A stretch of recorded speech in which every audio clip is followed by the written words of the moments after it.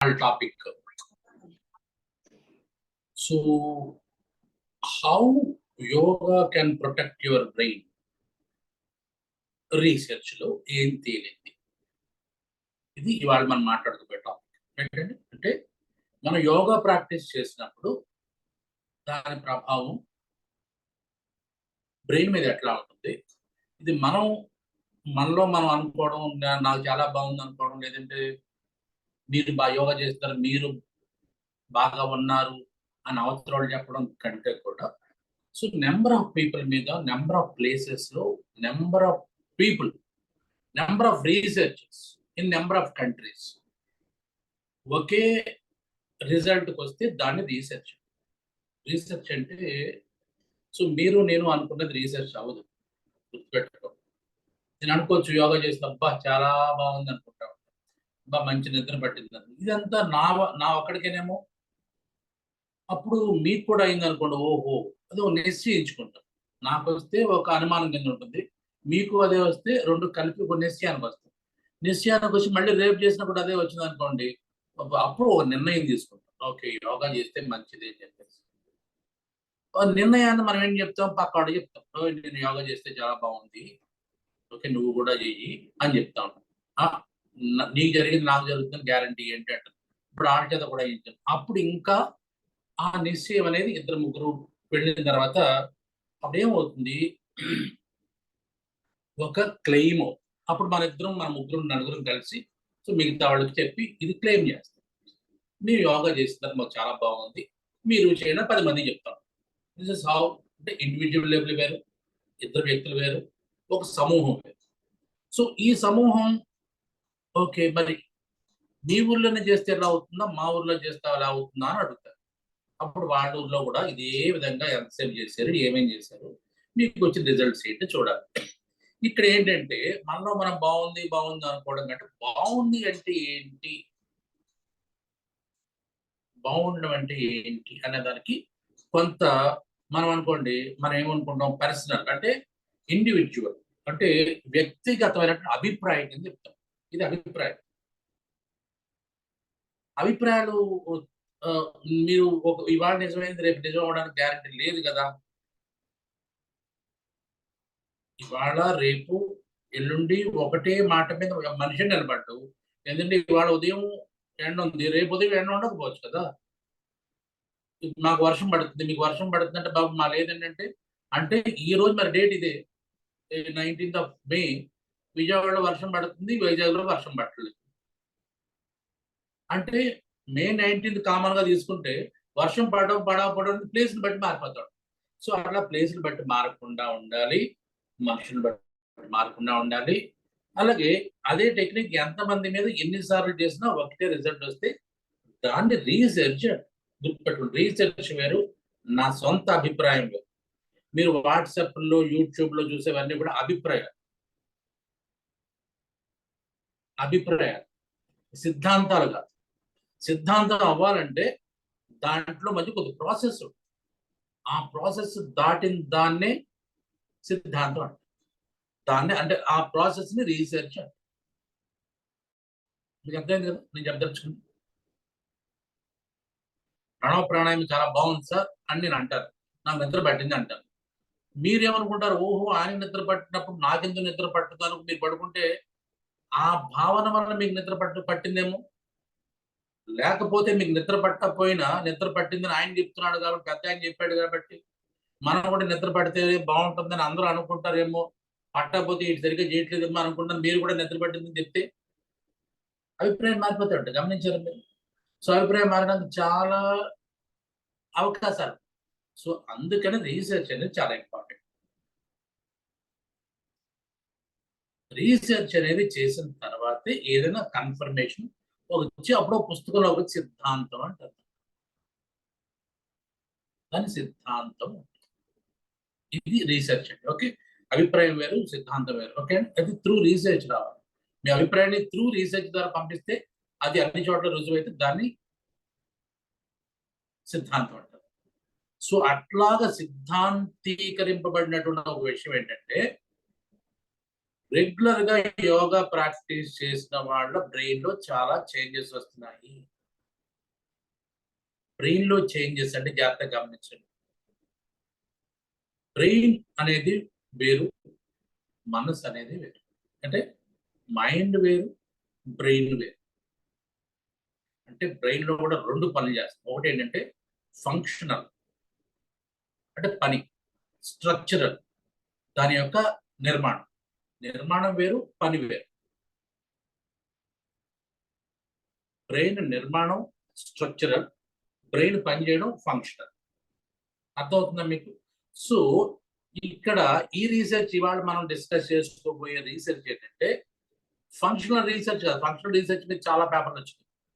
అంటే బ్రెయిన్ పనిచేసే విధానంలో ఎలాంటి మార్పులు వస్తాయి, సో నిద్ర ఎట్లా పడుతుంది, లేదంటే so something like no age ఎట్లాగా తగ్గుతుంది, హార్ట్ రేట్ ఎట్లా తగ్గుతుంది, బీపీ ఎట్లా తగ్గుతుంది, ఆస్మా ఎట్లా తగ్గుతుంది, అలాగే మీ యాంగ్జైటీ ఎట్లా తగ్గుతుంది, నిద్ర బాగా పట్టడానికి ఇవన్నీ ఫంక్షనల్ అన్నమాట. బట్ ది థింగ్ ఈస్ పెద్ద ఇదేంటంటే ఇది ఇవాళ మనం మాట్లాడుకున్న స్ట్రక్చర్. అంటే బ్రెయిన్ నిర్మాణంలోనే తేడా వచ్చు. రెగ్యులర్గా యోగా ప్రాక్టీస్ చేసేవారు. దాని గురించి మనం మాట్లాడుకుందాం. ఈ లోపల మిగతా వాళ్ళందరూ కూడా జాయిన్ అయ్యే లోపల కాసేపు question and answers, routine question and answers మనం మామూలు మాట్లాడుకుందాం. ఈ సబ్జెక్ట్ అయినా పర్లేదు, ఈ సబ్జెక్ట్ తర్వాత అయినా డిస్కస్ చేసుకుంటాం. కాబట్టి ఈ సబ్జెక్ట్ అంటే బ్రెయిన్ యోగా కాకుండా మిగతా విషయాలు ఏమైనా కాసేపు 5 to 10 minutes let us discuss. As మనకి ఇది అలవాటే కదా. యా ప్లీజ్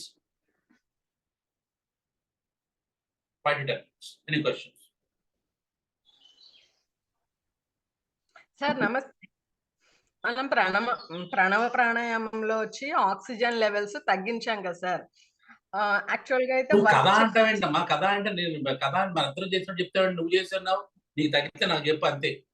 తగ్గించాం కదా అంటే అలా తగ్గుతున్నాయని చెప్పారు కదా, చెప్పారు కదా సార్. మాట్లాడడం చాలా స్పెసిఫిక్ గా, ఈచ్ అండ్ ఎవ్రీ వర్డ్ చాలా స్పెసిఫిక్ గా మాట్లాడాలి. ఎందుకంటే దాని ఎఫెక్ట్ చాలా ఎక్కువగా ఉంటుంది అవతల మీద కానీ సమాజం మీద కానీ. Okay sir. తగ్గించాం కదా అంటే మన ఇద్దరం కలిసి రీసెర్చ్ చేసి మనం తగ్గించామని మన ఇద్దరు నిర్ణయించుకుని మన పేపర్లు వేసిన తర్వాత మన ఇద్దరు తర్వాత మాట్లాడుకున్నట్టుగా తగ్గించాం కదా సార్ అంటే, తగ్గుతుందని మీరు చెప్పారు కదా సార్ అన్న ఒకటి, ఏదో తగ్గింది సార్ అంటే నువ్వు చేసావు అన్నమాట. తగ్గుతుంది చెప్పినట్టే బాధ్యత నా మీద, తగ్గింది సార్ అంటే నీ బాధ్యత నీ మీద. తగ్గుతుందని చెప్పారు కదా, తగ్గుతుంది కదా సార్ అంటే నాకు అయిందని సార్.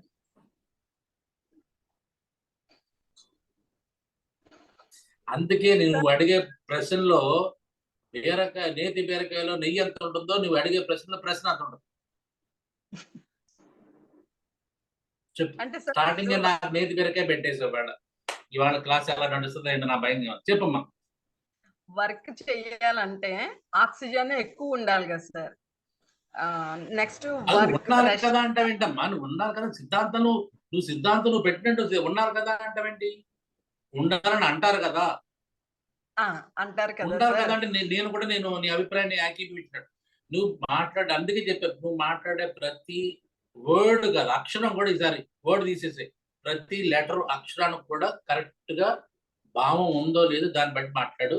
ముందు రాసుకుని అర్థం ముందు ప్రిపేర్ అయ్యి దాని అర్థం మళ్ళీ ఇద్దరు ముగ్గురు వినిపించు, అప్పుడు నాతో మాట్లాడు. నేను ఒక స్టేట్మెంట్ చదివాను సార్ ఒక చోట, అది కరెక్టా కాదా అనేది నా డౌట్ సార్. వర్క్ చేయాలంటే మోర్ ఆక్సిజన్ కావాలి, రెస్ట్ తీసుకోవాలంటే లెస్ ఆక్సిజన్ కావాలి. కరెక్టేనా సార్? పర్వాలేదు, చెప్పిన వెంటనే నువ్వు కరెక్ట్ గా మౌల్డ్ చేసుకున్నావు. యా చెప్పమ్మా. అది కరెక్టేనా సార్? ఎక్కడ చదివావు, ఏంటి, దాని గురించి ఏమైనా చెప్పగలవా? అంటే దాని గురించి కూడా ఏమైనా ఉందా? ఎందుకంటే మనం చెప్పిన సిద్ధాంతం అన్నప్పుడు పైథాగరస్ థియరీ అంటాం. ఆయన చెప్పాడు, ఆయన పేరు మనం ఎప్పుడు వాడాల్సిందే. న్యూటన్స్ థియరీ అంటాం, న్యూటన్స్ ప్రిన్సిపల్స్ అంటాం. అర్థమైందని చెప్పేది. అంటే మనం ఎప్పుడైనా ఒకటి మాట్లాడినప్పుడు ఎందుకు నేను సైన్స్ గురించి ఎందుకు ఇంత మాట్లాడుతానంటే అవన్నీ theories and moreover principles. అంటే అవి అప్పుడు ఇప్పుడు ఎప్పుడు ఒకేలా పనిచేస్తాయి. అది చెప్పు. ఎక్కడనేది నాకు పర్వాలేదు భయపడు. చెప్పు. నీ భయం లేదు నాకు తెలుసు, చెప్పు. భయపడే తర్వాత ఈ పాటికి ఎప్పుడు మానేసేదాను క్లాస్. ఎక్కడనేది నాకు గుర్తులేదు సార్. పర్వాలేదమ్మా, చెప్పమ్మా. మళ్ళీ చెప్పు, మళ్ళీ ఒకసారి మళ్ళీ నీ క్వశ్చన్ మళ్ళీ ఒకసారి అడుగు. వర్క్ చేయాలంటే మోర్ ఆక్సిజన్ కావాలి. రెస్ట్ తీసుకోవాలంటే లెస్ ఆక్సిజన్ కావాలి. Is it true? More oxygen అంటే ఎంత? లెస్ ఆక్సిజన్ అంటే ఎంత? అంటే సరే, నేను ఇంకొక ఎగ్జాంపుల్ చెప్తాను. బల్బ్ వెలగాలంటే 230 వోల్ట్స్ కరెంట్ దాంట్లో పాస్ అవ్వాలి. బల్బు ఏంటది వెలగాలంటే అంటే ఒక ఎలక్ట్రానిక్ డివైస్ వర్క్ చేసి లేదా బల్బే తీసుకుందాం కదా సార్. బల్బ్ వెలగాలంటే 230 వోల్ట్స్ అనేది అది వెరీ యావరేజ్. అది మళ్ళీ దాని కింద రాస్తాడు 90 వరకు ఓకే, 300 వరకు ఓకే. బిట్వీన్ 90 అండ్ 300 వరకు అది ఆ బల్బ్ అనేది ఆ వచ్చినటువంటి వోల్ట్స్ ని అది బేర్ చేసి మీకు ఎలక్ట్రిసిటీలో నుంచి దాన్ని నీకు కాంతి రూపంలోకి మార్చి లైట్ ఎనర్జీ అంటే ఎలక్ట్రిక్ ఎనర్జీ లైట్ ఎనర్జీ కింద మార్చి. ఇది మనం చిన్నప్పుడు 8th లోనో 9th లోనో చదువుకున్నాం, రైట్? అర్థమవుతుందా? 300 దాటితే బల్బ్ పేలిపోద్ది సార్. ఆక్సిజన్ ఎక్కువైతే లంగ్స్ స్ట్రెస్ ఫీల్ అవుతాయి సార్. ఇదే లెక్కలంటే ఇదే ఇందు గురించే నేను సిద్ధాంతాన థియరీస్ అని చెప్తా ఉంటాను. అంటే ఎంత ఆక్సిజన్ కావాలి మనిషికి, ఎంత తక్కువ ఆక్సిజన్ లో మనిషి బతకగలడు అంటే దాంట్లో క్లియర్ గా 90 వోల్ట్స్ టు 300 వోల్ట్స్ అని క్లియర్ గా రాస్తాడు. ఎవ్రీ నువ్వు ఇది కూడా ఒక బల్బ్ పెట్టుకుని తీసుకుని చూడు, దాని మీద క్లియర్ గా రాస్తాడు. ఆ డివైజ్ అంత ఎలక్ట్రిసిటీ ప్రవహిస్తేనే పనిచేస్తుంది. అందుకంటే తక్కువ 90 కంటే తక్కువ వస్తే పేలిపోద్ది, 300 కంటే ఎక్కువ వస్తే పేలిపోద్ది. అంటే ఆప్టిమం అంటారు. అర్థమైందా? Minimum, maximum and optimum. Optimum oxygen అనేది ప్రతిదానికి అవసరమే.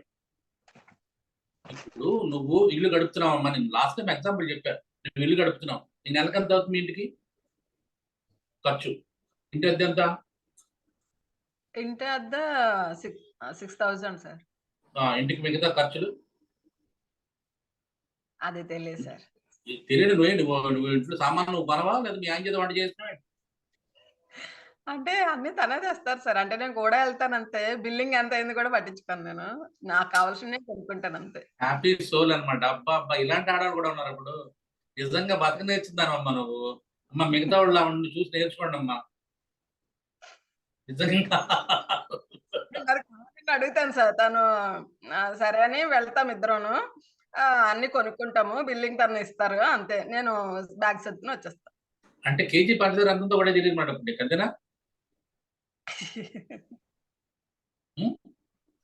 కేజీ కాయగూరలు యావరేజ్ కేజీ కాయగూరలు అంతమే కూడా నీకు తెలియదు. దృష్టవంతురాలు అమ్మ నువ్వు. పెట్టి పుట్టారంటారు చూస్తారా, అలాగా నువ్వు చాలా గోల్డెన్ స్పూన్, సిల్వర్ స్పూన్ కాకుండా ప్లాటినం స్పూన్ వంట పెట్టుకుంటావు. డబ్బు అవసరం లేదు. ఇలాంటి హ్యాపీ థియరీస్ కొన్ని ఉంటాయి. హ్యాపీ థియరీస్ అంటే ఇదే, తెస్తే వండుతూ ఉండాలి, లేదంటే ఆయనే వండుకుంటాడు ఆకలిస్తే అయిపోయే. ఆ థియరీ ఆడవాళ్ళు డెవలప్ చేసుకుంటే శుభ్రంగా సమాజం చాలా ఎప్పుడో బాగుపడిపోయింది. అలా కాకుండా ఆయన ఏదో కష్టపడి వచ్చాడు, వండకపోతే ఎట్లాగా, మన రోజంతా పోషిస్తున్నాడు కదా అని చెప్పేసి పాపం వీడికి మూలుగుతూ ఉన్నా కూడా వంట చేసేసి పెట్టేసి ఆవిడ తినకపోయినా మొగుడు తింటే చాలని చెప్పేసి మళ్ళీ పక్కకెళ్ళి కన్నీళ్ళు ఒత్తుకుని అలాంటి స్త్రీ సమాజం ఉన్న రోజుల్లో నువ్వు నిజంగా ఒక వీర నారివ. సార్ అలాగని పెట్టకుండా వదిలేను సార్. నేను పెడతాను. తినకపోయినా ఊరుకోకుండా పెడతాను. నాకు డౌటేనమ్మా, నువ్వు చెప్పిందా పెట్టినా నాకు డౌటే. నువ్వు ఇచ్చే డిస్క్రిప్షన్ పెట్టి నాకు డౌట్ వచ్చింది. నాకు చెప్పు.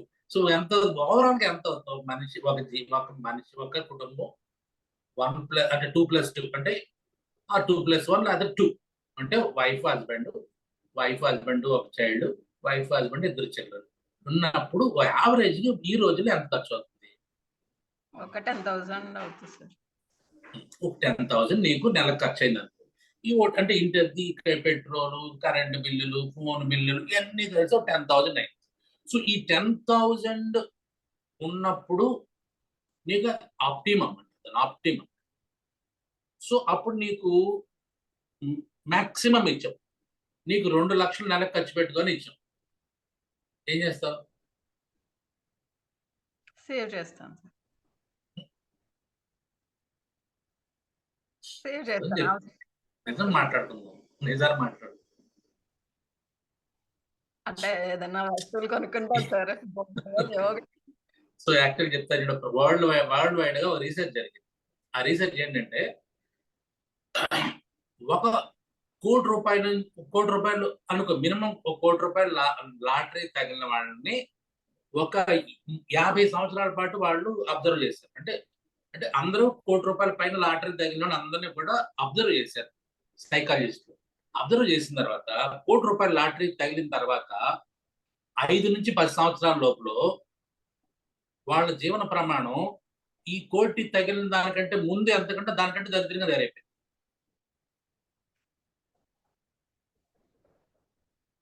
నీకు అర్థం నేను చెప్పదలుచుకున్నది? అర్థమైందా, అర్థం కాలేదా? అర్థం కాలేదు సార్.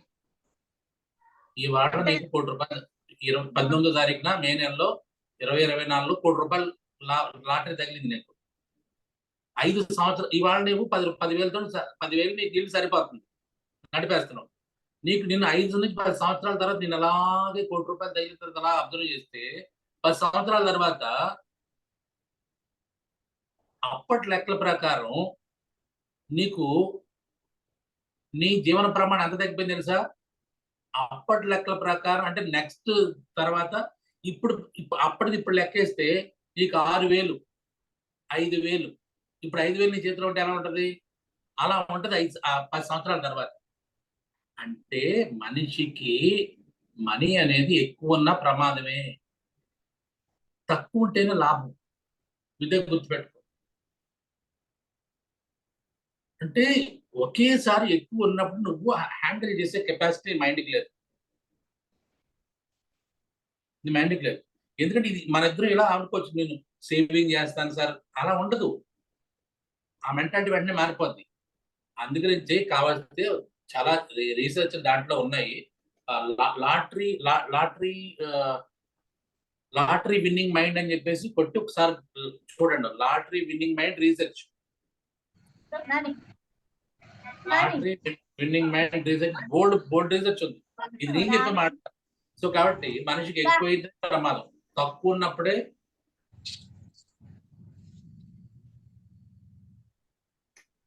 సో అమ్మా ఎవరు హరి పేరు మీద ఉన్నవాడు కొద్దిగా ఆఫ్ చేసుకుంటారా?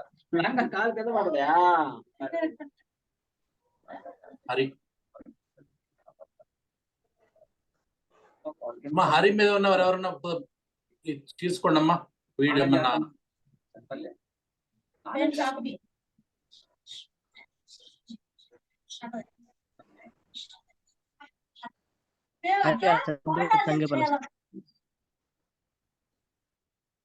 సో కాబట్టి నేను చెప్పేది ఏంటంటే ఎక్కువ ఆక్సిజన్ అనేది కరోజన్, ఎక్కువ ఆక్సిజన్ మీద ఎక్కువ ఆక్సిజన్ అంటే కాదు, ఆ సెల్కి ఎంత కావాలో అంత తీసుకుంటుంది. అందుకంటే తగ్గించాం అనుకుందాం, ఏం చేస్తుందంటే పొదుపు చేసుకుంటాం. ఇది ఎగ్జాంపుల్ చాలాసార్లు చెప్పాను. హైబర్నేషన్.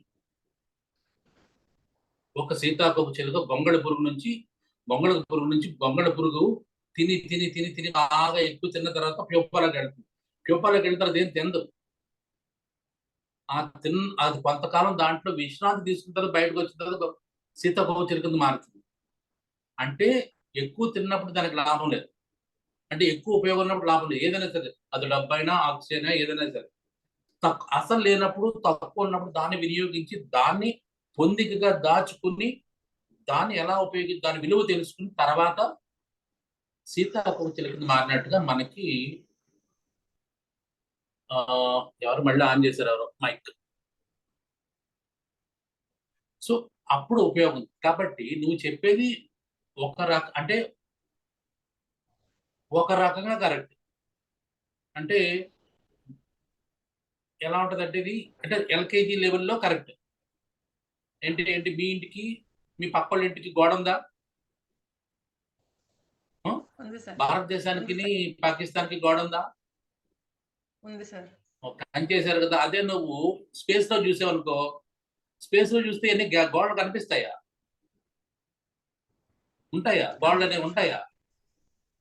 ఆహా! ఆలోచిస్తున్నావా? అంటే హయ్యర్ వ్యూలో చూస్తున్నప్పుడు ఈ గోడలని మనకు కనిపించవు, అసలు దాని గురించి పట్టించుకోను. ఎంతసేపు మీ ఇంట్లో ఉన్నవాడు మీ పక్కింట్లో వాళ్ళతో సమస్యలు వస్తాడు.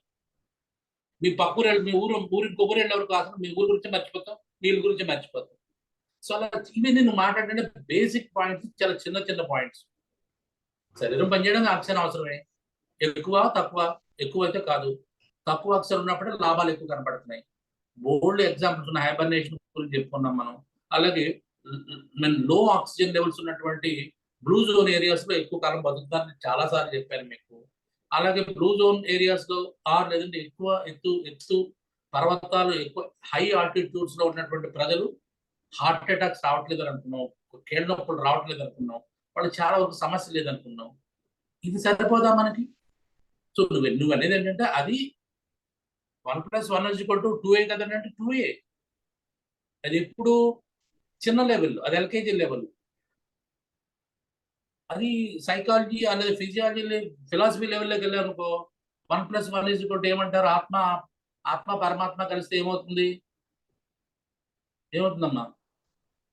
అద్వైతం. సింగిల్ అవుతుంది సార్. 1+1 = 1. మరి 1+1 ఒకటైతే ఇది 2 అవ్వాలిగా.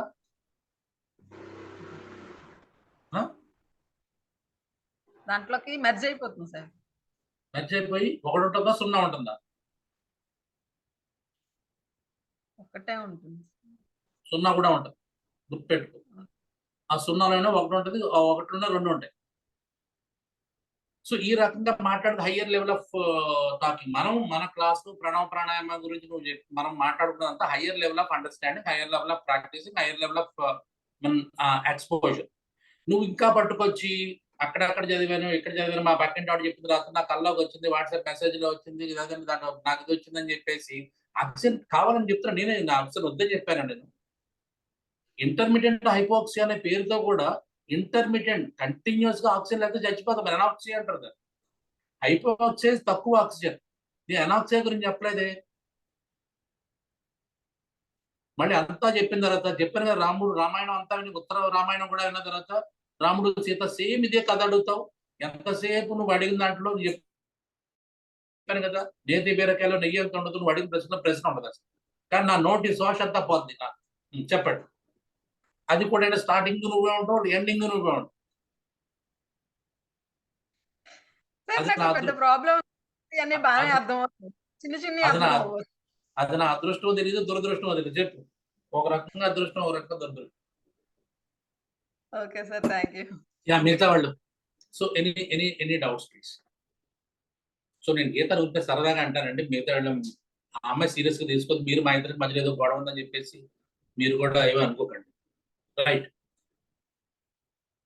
నాకు ఇలా క్వశ్చన్ వేసేవాళ్ళు సరదా. నాకు యాక్చువల్ చెప్పాలంటే క్వశ్చన్స్ వేస్తేనే నాకు కొద్దిగా దాన్ని ఏదో అంటారు కదా, అదేదో రవితేజ సినిమాలో ఏదో అంటాడు కదా, కిక్ వస్తుంది అంటాడు కదా, అలా క్వశ్చన్ అయితే నాకు కిక్ వస్తుంది. క్వశ్చన్ లేకుండా అలాగా లాంగ్ ఫేస్ విన్నారనుకోండి, నాకు అసలు ఏం అనిపించదు. అందుకే నేను క్వశ్చన్ అడిగి మరీ ఖండించుకుంటాను కదా, ఆ టైప్ నేను. చెప్పండి. Yes, anything, questions please.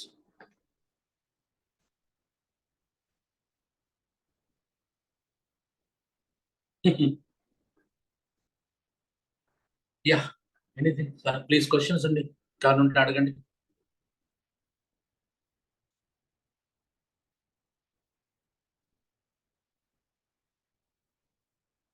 No.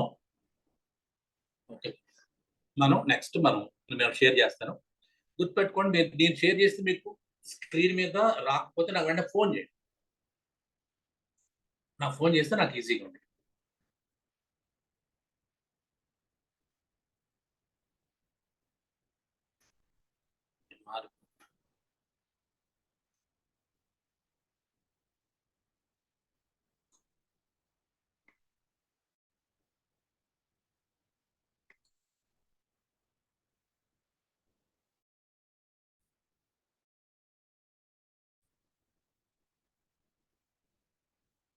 So ఇవాళ మంది సోహం టాక్స్ లో మెయిన్ ఏంటంటే research, yoga practice and brain health.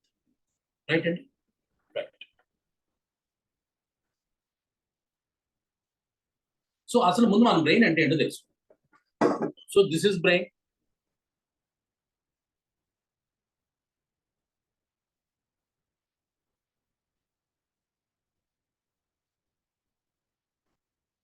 This is brain. Brain లోను మీరు జాగ్రత్తగా గమనిస్తే తలలో బ్రెయిన్ ఉంటుంది. ఎందుకంటే మీరు బేసిక్స్ నుంచి వెళ్దాం మనం. ఎందుకంటే డైరెక్ట్ గా నేను బ్రెయిన్ ఎక్కడ పని చేస్తాను తెలియపోయేది అనుకోండి. ఎందుకంటే బ్రెయిన్ అంటే అంతా ఒకటే అనుకుంటాం మనం. అలా కాదు, బ్రెయిన్ లో చాలా పార్ట్స్ ఉంటాయి. సో తలలో బ్రెయిన్ ఉంటుంది. బ్రెయిన్ లో మెయిన్ గా 3 భాగాలు ఉంటాయండి. బ్రెయిన్ లో 3 భాగాలు. ఇది చిన్నప్పుడు నాకు తెలిసి 5వ క్లాస్ లో 6వ క్లాస్ లో వచ్చిన పాట ఉంది. దాన్ని ఒకటి పెద్ద మెదడు అంటారు, 2 చిన్న మెదడు అంటారు. ఓకే, రెండునేమో మూడోదేమో బ్రెయిన్ స్టెమ్ అంటారు. ఓకే, సో ఇది ఏంటంటే పెద్ద మెదడుని సెరెబ్రమ్ అంటారు. సెరెబ్రమ్. చిన్న మెదడుని సెరెబెల్లం. అర్థమైందండి? సెరెబెల్లం. సెరెబ్రమ్ అంటే పెద్ద మెదడు మన భాషలో. అంటే అది చూడడానికి పెద్దగా ఉంటుంది. అలాగే అది చేసే పనులు కూడా ఎక్కువ పనులు చేస్తూ ఉంటుంది. Because it's bigger size.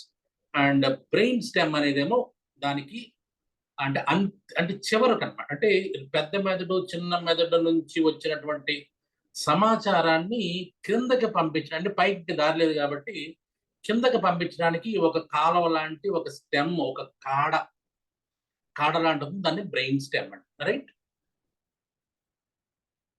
So next ఏంటంటే, సో ఈ దీంట్లో మళ్ళీ రకరకాల భాగాలు ఉంటాయి. అంటే ఇప్పుడు పెద్ద మెదడు ఉంది. పెద్ద అంటే సెరిబెల్లంలో భాగాలు ఉండవు, బ్రెయిన్ స్టెమ్ లో భాగాలు ఉండవు. కానీ పెద్ద మెదడు మళ్ళీ కూడా కొన్ని భాగాల కింద విడిపోతుంది. దాన్ని ఏమంటారంటే ఈ ఈ ప్రాంతం అంటే మనకి నుదురు ఉండే భాగంలో ఉన్నదాన్నేమో ఫ్రంటల్ లోబ్ అంటాం. Frontal lobe. అలాగే పక్కన ఉన్నదాన్నేమో పెరైటల్ లోబ్ అంటాం. పక్కన, ఈ పక్కన అంటే మనకి పక్కన ఉంటుంది, అది పెరైటల్ లోబ్ అంటాం. అలాగే చెవులు పక్కన ఉండేదాన్నేమో టెంపరల్ లోబ్ అంటాం. అలాగే వెనకాల ఉంటుంది, తల వెనక భాగం అంటాం, మెడ పైన ఉండే భాగాన్ని ఆక్సిపిటల్ లోబ్ అంటాం. గుర్తుపెట్టుకోండి, ఇవన్నీ లోబ్స్. సో అంటే సెరిబ్రమ్, సెరిబెల్లం, బ్రెయిన్ స్టెమ్ 3 భాగాలుగా ఉన్నటువంటి మెదడు మెయిన్ గా ఉంటే, దాంట్లో మళ్ళీ సెరిబ్రమ్ అంటే పెద్ద మెదడుని మళ్ళీ దాన్ని వెళ్ళు 1 frontal lobe, 2 parietal lobe, 3 occipital lobe, 3 temporal lobe. దీంట్లో పెరైటల్ లోబ్స్ 2 ఉంటాయి, టెంపరల్ లోబ్స్ 2 ఉంటాయి, ఫ్రంటల్ లోబ్ ఒకటే ఉంటుంది, అండ్ ఆక్సిపిటల్ లోబ్ ఒకటే ఉంటుంది. సెరెబెల్లం మామూలే. ఓకే, ఇది చేసే పనులేంటి తర్వాత చూసుకుందాం. హ్యూమన్ బ్రెయిన్ మనం సాధారణంగా చేసే పని ఏంటంటే, సో ఏ బ్రెయిన్ ఏ పని చేస్తుంది అని కూడా చాలా ఇంపార్టెంట్. సో దీంట్లో ఏంటంటే ఏ బ్రెయిన్ ఏ పని చేస్తుందో జాగ్రత్త చూడండి. హ్యూమన్ బ్రెయిన్ లో ఫ్రంటల్ లోబ్ అంటే నుదురు వైపు ఉన్నటువంటి ఆ లోబ్ ఏం చేస్తుందంటే సప్రెసెస్ సోషల్లీ ఇన్అప్రోప్రియేట్ బిహేవియర్. అంటే మనకి మంచి చెడు అని ఒక విచక్షణ ఉంటుంది. ఆ విచక్షణ అనేది మీ ఫ్రంటల్ లోబ్ లోనే ఉంటుంది. అంటే నుదురు మీద ఉన్నటువంటి, నుదురు లోపల ఉన్నటువంటి బ్రెయిన్ మీరు నువ్వు ఈ పని చేయి, ఈ పని చేయకూడదు, ఇది మంచి పని, ఇది చెడు పని, ఇది సమాజం ఒప్పుకుంటుంది, ఇది సమాజం ఒప్పుకోదు, ఇది చెప్పేది frontal lobe. And ప్రెడిక్ట్స్ consequences of actions. ఒకవేళ నువ్వు ఈ తప్పు చేసావనుకో, లేదంటే ఈ పని చేసావనుకో, ఈ పని చేస్తే దీని యొక్క పర్యవసానం ఎలా ఉంటుంది అని కూడా మీకు ఫ్రంటల్ లోబే చెప్తుంది. అలాగే plays a role in the choice between good and bad actions. So ఇదంతా కూడా ఒక న్యాయ నిర్ణయాధికారి లాగా ఉంటుంది. ఇది ఫ్రంటల్ లోబ్. సో ఈ ఫ్రంటల్ లోబ్ అనేది జంతువుల్లో ఉండదు, ఉన్న చాలా చిన్నది ఉంటుంది. మనిషికి ఇంత విచక్షణ జ్ఞానం లేదంటే విజ్ఞానం, ఇలా చదువుకోవడం, రకరకాల గ్యాడ్జెట్స్ కనిపెట్టడం, మంచి చెడు ఓకే ఉండడం, అంటే కొంత స్పిరిచువల్ గా ఉండడం అనేది కూడా ఇదంతా మనకి ఫ్రంటల్ లో ఉండడం వల్లనే మనకి ఇవంతా డెవలప్ అయింది. ఇది జంతువుల్లో ఉండదు, మనుషుల్లో మాత్రమే ఉంటుంది. అర్థమవుతుందండి? రెండోది టెంపరల్ లోబ్స్ అంటే మనకి పక్కన యాక్చువల్గా చెప్పాలంటే మనకి చెవికి ముందు పైన ఉండే టెంపరల్ అసిస్ with the perception and interpretation of sound. అంటే మనకు శబ్దం వినిపించడం అండ్ శబ్దం ఎంత దూరంలో వచ్చిందో గమనించడం.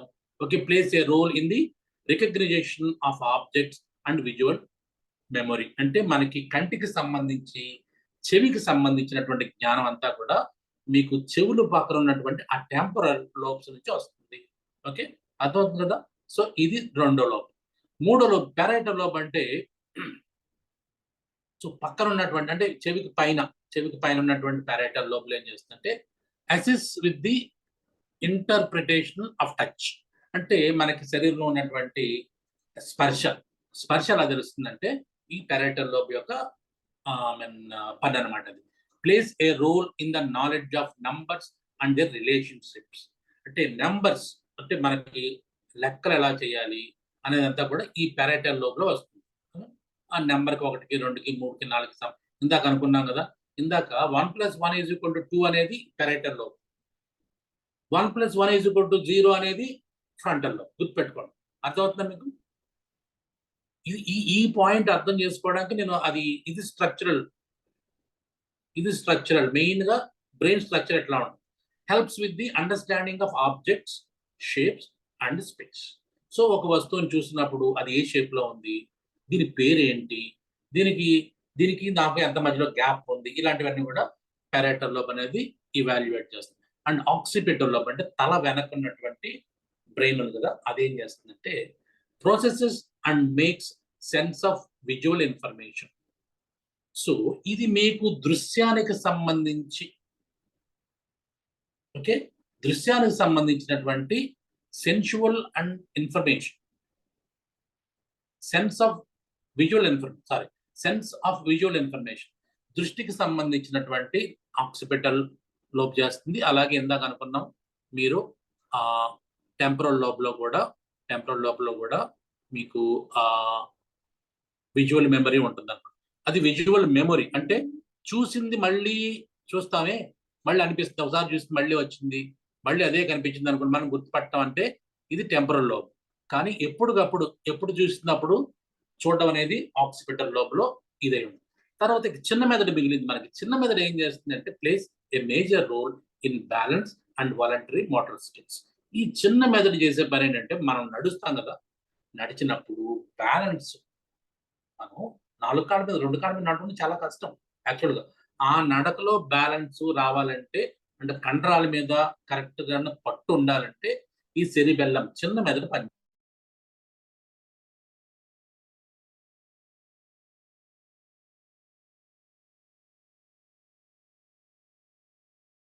నిజం మాట్లాడతారు, నిజమే, కానీ వాళ్ళు నడవలేరు. అందుగురించే మన డ్రంక్ అండ్ డ్రైవ్ ఎందుకు అంటున్నారు అంటే వాళ్ళకి ఈ ఆల్కహాల్ అనేది సెరిబ్రమ్ మీద కాదు, సెరిబెల్లం చిన్న మెదడు మీద ఎఫెక్ట్ చూపిస్తుంది. Understand this point. చిన్న మెదడు మీద ఈ ఆల్కహాల్ అనేది ఎఫెక్ట్ చూపించి అంటే చేతికి, మెదడుకి, కంటికి ఉన్నటువంటి రిలేషన్ పోతుంది. అందుగురించే మీరు ఆల్కహాల్ తీసుకున్నప్పుడు సరిగ్గా నడవలేరు, సరిగ్గా డ్రైవ్ చేయలేరు. కానీ మీ మాటలు, మీ జ్ఞాపకం అంతా ఉంటుంది. ఒక రకమైన మత్తు ఉండొచ్చు, అది వేరే విషయం. కానీ మీకు కంట్రోల్ ఆన్ మజిల్స్ ఉండదు and voluntary motor skills. So నడవలేరు మీరు. ఈ మోటార్ స్కిల్స్ అంటే కదలికలకు సంబంధించినటువంటి ప్రాబ్లమ్స్ అన్ని అక్కడ వస్తాయి. సో అది మీకు చిన్న మెదడు అనేది పనిచేస్తుంది. అండ్ బ్రెయిన్ స్టెమ్ అనుకున్నాం కదా, కాడ లాంటి భాగం అది ఏం చేస్తుంది, allows the transfer of information between the brain and body. పైన బ్రెయిన్ లో జరిగినటువంటి విషయాల్ని బాడీలో జరిగిన విషయాల్ని బ్రెయిన్ లోకి పంపించడానికి అదొక నిర్మాణం అన్నమాట. Plays a role in automatic functions such as the heart beat and breathing. So heart rate, మనం శ్వాస అనుకుంటాం కదా, ఈ శ్వాస ఇవన్నీ కూడా ఇక్కడే మనకి ఇది పని చేస్తేనే మనం పని చేస్తాం. అంటే చాలాసార్లు చెప్పారు మీకు. ఇది చూడండి, మీకు ఎక్కడో ఇక్కడ ఉన్నటువంటి శ్వాస, ఇక్కడ శ్వాస ఇందాక అమ్మాయి ఉంది oxygen oxygen oxygen. So oxygen గురించి మాట్లాడేది ఈ బ్రెయిన్ స్టెమ్, కానీ ఆక్సిజన్ లేకుండా ఆక్సిజన్ ఉన్నా పనిచేసేది ఈ pre frontal lobe or frontal lobes. So అంటే ఈ సెంటర్ మీరు ఎప్పుడైతే మామూలు శ్వాస అయితే బ్రెయిన్ స్టెమ్, అలాగే ప్రాణాయామం చేసే ద్వారా కానీ ఇంకా అత్యున్నతమైనటువంటి మన ప్రాణాయామాలు చేస్తే ఈ ఫ్రాంటల్ లోబ్ యాక్షన్ తీసుకుంటుంది. అంటే ఫ్రాంటల్ లోబ్ అంటే ఉన్నతమైనటువంటి, అంటే మీరు మీ ఊర్లో ఉన్నట్టు కాకుండా సెంట్రల్ ఢిల్లీలో ఉండి మీరు పని చేస్తున్నట్టు లెక్క ప్రాణాయామం చేస్తే. అర్థమవుతుందండి? ఎస్. సో ఇక నెక్స్ట్ మనం ఎక్కడికి వెళ్తాము? యా, ఇక్కడ ఇది ఒక ఇంపార్టెంట్ పాయింట్.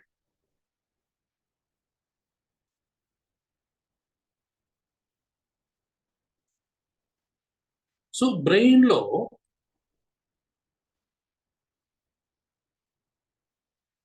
బ్రెయిన్ పనిచేసే పార్ట్లు చూసాం, బ్రెయిన్ ఎలా ఉంటుందో చూసాం. ఇక్కడ బ్రెయిన్ ని బయట నుంచి చూసాం, కానీ బ్రెయిన్ లో ఇంకా స్ట్రక్చర్స్ ఉంటాయి. గుర్తుపెట్టుకోండి, బ్రెయిన్ అంటే బయటకు కనిపించి ఇది ఒక ముద్దలా ఉండదు, లోపల చాలా స్ట్రక్చర్స్ ఉంటాయి. దాన్ని నిలువుగా కోసామనుకోండి, నిలువుగా పైనుంచి నిలువుగా కోసేసాం అనుకోండి బ్రెయిన్ ని, ఈ పార్ట్స్ కనిపిస్తాయి. ఈ పార్ట్స్ లో ఏంటంటే ముఖ్యంగా ఈ సెరెబ్రమ్ అనుకున్నామే, ఆ సెరెబ్రమ్ లో ఎస్పెషల్లీ ఈ ప్రీఫ్రాంటల్ కార్టెక్స్ కి సంబంధించినటువంటి ఏరియాలో ఇంకొక కొత్త సిస్టమ్ ఉంటుంది. దాన్ని ఏమంటామంటే లింబిక్ సిస్టమ్ అంటారు. ఈ లింబిక్ సిస్టమ్ లో జాగ్రత్తగా గమనించిన హైపోథాలమస్ ఉంటుంది. Okay, hypothalamus, pituitary gland, amygdala and hippocampus. వింటున్నారా పేర్లు? ఈ పేర్లు చాలా ఇంపార్టెంట్, ఎందుకంటే రేపొద్దున మనం అంటే నెక్స్ట్ మనం జరిగిన రీసెర్చ్ అంటే దీని మీద జరిగింది. చూడండి, hypothalamus, okay, hypothalamus, pituitary, amygdala, hippocampus. ఈ ఒకటి హిప్పోకాంపస్, హైపోథాలమస్, 2 హెచ్లు, ఒక పిట్యూటరీ, ఒక ఎమిగ్దలా, ఒక రెండు హెచ్లు, ఒక పిఏ డబుల్ హెచ్. ఇది గుర్తుపెట్టు 4 పార్ట్లు ఉంటాయి మెయిన్ దీంట్లో. అఫ్ కోర్స్ ఇంకా దీంట్లో చాలా ఉన్నాయి, తర్వాత మాట్లాడుకుందాం. కానీ ప్రస్తుతానికి ఈ పార్ట్లు గుర్తుపెట్టుకోండి. అర్థమవుతుంది? ఎక్కడెక్కడున్నా చూసుకోండి. హైపోథాలమస్ ఎక్కడ ఉంది, ఎమిగ్దలా ఎక్కడ ఉంది, హిప్పోకాంపస్ ఎక్కడ ఉంది. Right, good. దీంట్లో నెక్స్ట్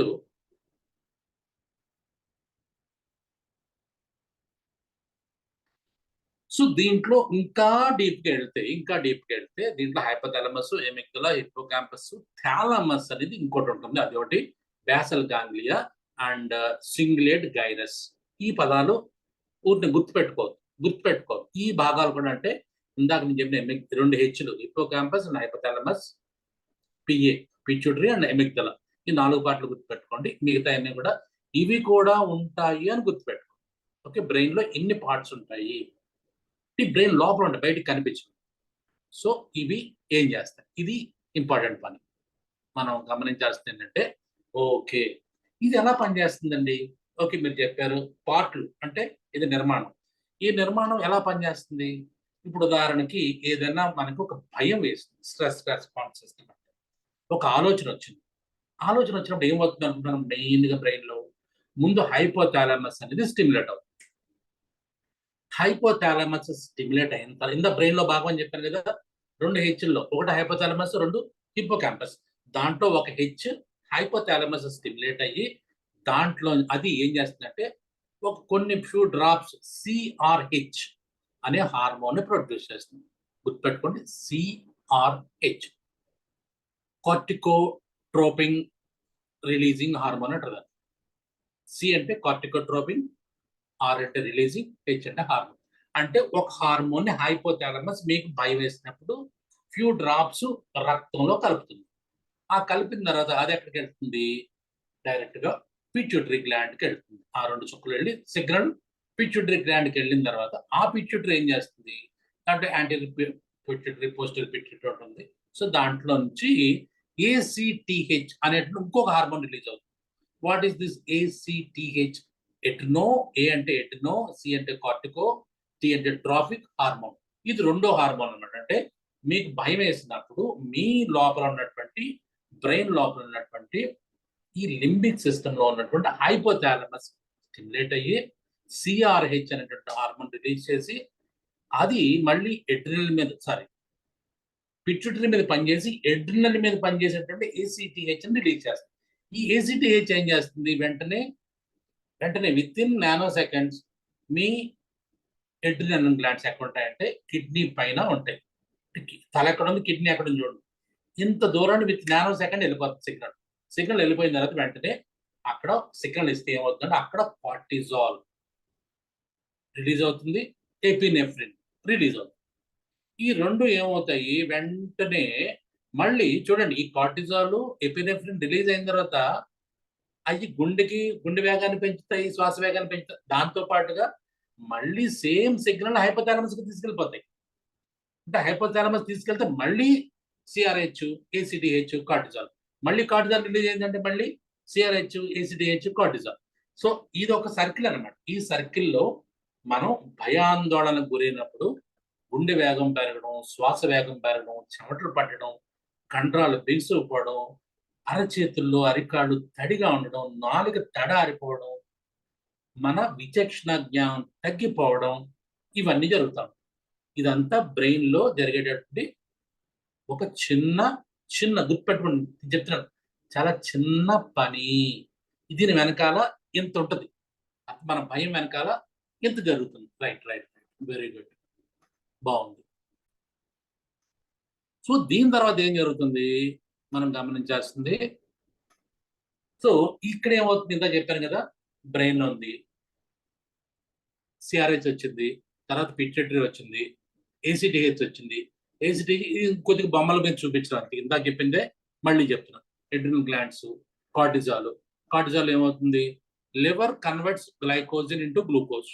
ఇప్పుడు ఈ కార్టిజాల్ మీ శరీరంలో రిలీజ్ అయినప్పుడు, ఎపినెఫ్రిన్ రిలీజ్ అయినప్పుడు ఇంక్రీజ్ బ్లడ్ ప్రెషర్, భయం వేసినప్పుడు బ్లడ్ ప్రెషర్ పెరుగుతుంది. ఇంక్రీజ్ స్వెటింగ్, ఇందాకని చెమటలు పెరుగుతాయి. ఫాస్ట్ బ్రీదింగ్, శ్వాస వేగం పెరుగుతుంది. యాక్సెలరేటెడ్ హార్ట్ రేట్ పెరుగుతుంది. టన్నెల్ విజన్, కను పాపలు బాగా వెడల్పైపోతాయి. అండ్ డైజెస్టివ్ స్లో డౌన్, అంటే మీకు ఆకలి వెయ్యదు, జీర్ణం అవ్వదు, విరేచనం అవ్వదు. సో మీరు భయం వేసినప్పుడు ఇది. ఓకే, బాగుంది, ఇంతవరకు బాగుంది. Okay, right. సో ఇంతవరకు మీకు అర్థమైంది కదండి, బ్రెయిన్ అంటే ఏంటి, బ్రెయిన్ లోనే భాగాలు ఏంటి, బ్రెయిన్ లో ఎలా పనిచేస్తుంది, అలాగే మనకు భయం వేసినప్పుడు బ్రెయిన్ లో ఏమేమి జరుగుతాయి, ఇంతవరకు తెలుస్తున్నారు కదా. సో ఇక్కడ నుంచి మన research part. So research part ఏంటంటే, రీసెర్చ్ అనేది 1948లో మనకి భారతదేశంలో, ఇది భారతదేశం కాదు, వరల్డ్ వైడ్ గా జరిగే దాంట్లో ఇంచుమించుగా 48 నుంచి 58 వరకు, అంటే 10 సంవత్సరాలు ఇంచుమించుగా 4 నుంచి 1, 2, 3, 4, 5 రీసెర్చ్ జరిగినాయి. 10 సంవత్సరాలు 5 రీసెర్చ్ జరిగినాయి యోగా మీద.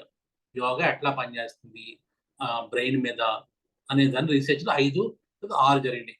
అలాగే 58 నుంచి, అంటే 1958 నుంచి 68 వరకు, 58 నుంచి 68 అంటే 10 years లో ఇంచుమించుగా దాదాపు రెట్టింపు జరిగినాయి. 78కి ఇంకా పెరిగినాయి, 88కి ఇంకా పెరిగినాయి, 98కి ఇంకా పెరిగినాయి. అక్కడ నుంచి 98 నుంచి గుర్తుపెట్టుకోండి, 2008కి ఇంకా మెల్లగా 100 నుంచి 200, 300, ఇంచుమించుగా 208 నుంచి 218కి దాదాపు అంటే ఈ 10 సంవత్సరాల్లో 500 రీసెర్చ్ పేపర్లు ప్రొడ్యూస్ అయినాయి. దీని మీద how yoga works on your brain health. You got the point, right. So next నుంచి మన రీసెర్చ్ ఏం చెప్తుంది, ఇది చూడండి ఒకసారి. సో రీసెర్చ్ ఏం చెప్తుంది, the body of research on meditation and brain has been growing over past 2 decades or 20 years. మీరు ఇందాక అనుకున్నది 20 years నుంచి బాగా పెరిగింది. Studies have explored the various ways in which meditation practice, both short and long term, may change brain in positive ways. However, there has been considerably less attention to the impact of yoga practice on the brain. ఇందాక అర్థమవుతుందా, brain మీద చాలా తక్కువ research జరిగింది. until recently researchers have begun to widen their attention to include not only meditation, but also how yoga postures, breathing techniques may change the brain in beneficial ways. Not only meditation, asanas, pranayama, ఇవి కూడా brain స్ట్రక్చర్ని ఎట్లా మారుస్తాయి అనేది మనకి so తెలుస్తుంది. Next ఏంటి, for the most part, studies on yoga and brain have largely been cross-sectional in design. Cross-sectional అంటే ఏంటంటే ఆల్రెడీ ప్రాక్టీస్ చేసే వాళ్ళని తీసుకుని వాళ్ళని కూర్చోబెట్టి వాళ్ళ బ్రెయిన్ ఎట్లా పనిచేస్తుంది అని చూస్తారన్నమాట. అంటే వీళ్ళు యోగా చేసేవాళ్ళు బ్రెయిన్ ఎట్లా పనిచేస్తుందని చూసినవి మ్యాక్సిమం అన్ని ఇలాగే జరుగుతుంది. So this means that in order to understand how practice might impacting parts of brain, researchers gathered a group of long-term yoga practitioners, study their brains, and then compare their brains to those of people who have not practiced yoga. అంటే yoga regular గా long term నుంచి practice చేసే వాళ్ళ brain ని test చేశారు. అస్సలు యోగా అంటే తెలియని వాళ్ళని ప్రాక్టీస్ చేసిన వాళ్ళిద్దరి మధ్యలో కంపేర్ చేయడమే క్రాస్ సెక్షనల్ స్టడీ అంటే, రైట్ అండి. So here what they have learn so far, ఏం తెలుస్తుంది? Yeah, the researchers found that in fact it did. ఏమైనా పనిచేస్తుందా? Yes, it did. The yogis showed greater grey matter volume in a number of different parts of the brain. Underline this. ఎవరైతే యోగాను regular గా practice చేస్తున్నారో వాళ్ళ brain లో grey matter అంటే main matter, especially grey matter, white matter అని ఉంటుంది. Grey matter is more important, white matter మామూలు ఫ్యాట్ లాంటి. సో ఈ గ్రే మ్యాటర్ అనేది వాల్యూమ్ ఇంక్రీజ్డ్ గా ఉంది ఎవరికి? రెగ్యులర్ గా yoga practice, including parts of the prefrontal cortex and the limbic system. అందుకే ఇంతకు ముందు నుంచి మీ prefrontal cortex, limbic system నుంచి ఎక్కువ ఎక్స్ప్లెయిన్ చేసింది. ఎందుకంటే ఎవరైతే యోగా రెగ్యులర్ గా ప్రాక్టీస్ చేస్తారు, by doing asanas, by doing pranayama, by doing meditation, వాళ్ళ యొక్క ప్రీ ఫ్రాంటల్ కార్టెక్స్ అంటే ఏదైతే decision making, memory and wisdom ఏదైతే చెప్తుందో ఆ పార్ట్ ని ఎక్కువగా గ్రో అయ్యి ఉంది, వాళ్ళకి వాల్యూమ్ ఇంక్రీజ్ అయ్యి ఉంది. Areas related to stress and emotion regulation. వీళ్ళు రెగ్యులర్ గా యోగా చేసే వాళ్ళకి మిగతా వాళ్ళకి పోలిస్తే ఏదైతే స్ట్రెస్ వలన ఇంపాక్ట్ అవుతాయో ఆ పార్ట్స్ వీళ్ళలో చాలా చక్కగా, అంటే స్ట్రెస్ ని తట్టుకునేలాగా వాల్యూమ్ పెరిగింది. గుర్తుపెట్టుకోండి, ఇక్కడ డెసిషన్ మేకింగ్ పెరగల, డెసిషన్ మేకింగ్ చేసేటువంటి ఆర్గన్ పెరిగింది, ఆర్గన్ సైజ్ పెరిగింది, ఆర్గన్ సెల్స్ పెరిగింది. అంటే స్ట్రక్చరల్ చేంజ్. ఇది చాలా ఇవాళ నేను మాట్లాడి ఎందుకు బ్రెయిన్ అని చెప్తాను, నా మైండ్ అని చెప్పట్లా, బ్రెయిన్ స్ట్రక్చర్స్ పెరుగుతున్నాయి. Yoga seem to protect the brain from the normal wear and tear of getting older. ఇంకో పాయింట్, సో మీకు స్ట్రెస్ తగ్గించుకోవడమే కాదు, బ్రెయిన్ యొక్క వేర్ అండ్ టేర్ అంటే డీజనరేషన్ అంటే అరుగుదలను కూడా, బ్రెయిన్ సెల్స్ లో తొందరగా చచ్చిపోవడం, లేదంటే తొందరగా మతి మరుపు రావడం, ఆల్జైమర్స్ రావడం, డిమెన్షియా రావడం, ఇవన్నీ కూడా రెగ్యులర్ యోగా చేసే వాళ్ళలో ఉండవు. నాట్ ఫంక్షనల్, స్ట్రక్చరల్ చేంజెస్ జరుగుతున్నాయి. It's very very very very important point.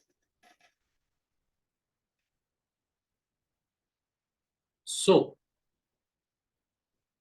Next, yoga may protect parts of the brain related to stress. మనకి ఏదైతే ఇందాక మీ స్ట్రెస్ రెస్పాన్స్ లో ఉపయోగపడే హైపోథాలమస్, పిట్యూటరీ, ఎడ్రినలిన్ గురించి మాట్లాడుతున్నాం కదా, ఇవన్నీ కూడా ఎడ్రినల్ గ్లాండ్స్ గురించి, ఇవన్నీ ఆ apparatus ని ఇది ప్రొటెక్ట్ చేస్తుందని చెప్పేసి రీసెర్చ్ తెలుస్తుంది. Other studies looking at long-term yoga practitioners have found that specific parts of the brain seem to especially protected from stress, possibly due to yoga. Specifically, a couple of studies have shown that yoga may buffer against atrophy of the hippocampus. ఇందని చెప్పారు, 2 హెచ్లు, ఒకటి hypothalamus, 2 hippocampus. ఇది limbic system లో ఉంటుంది, ఇది మనకి భయం వేసినప్పుడు పనిచేస్తుంది.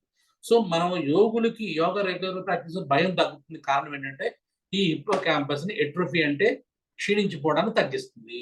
అంటే హిప్పో క్యాంపస్ మీకు యంగ్ ఏజ్ లో ఎట్లా ఉంటుందో ఓల్డ్ ఏజ్ లో కూడా అట్లాగే ఉంటుంది అని కొన్ని స్టడీస్ చెప్తున్నాయి. ఓకే, ఇది ఫీలింగ్ పార్ట్ కాదండి, ఇది structural part. A part of the brain related to memory, emotion regulation and information processing. So hippo campus is a part of the brain related to memory, emotion regulation and information processing. So ఆ part మీకు పాడవకుండా మీ వయసులో ఉండడం ఎలా ఉంటుందో old age లో కూడా అలాగే ఉండడానికి కారణం అవుతుంది. కాబట్టి యోగా ప్రాక్టీషనర్స్ ఇది గమనించారు. Okay, a small structure housed in the limbic system, the hippocampus is essential to our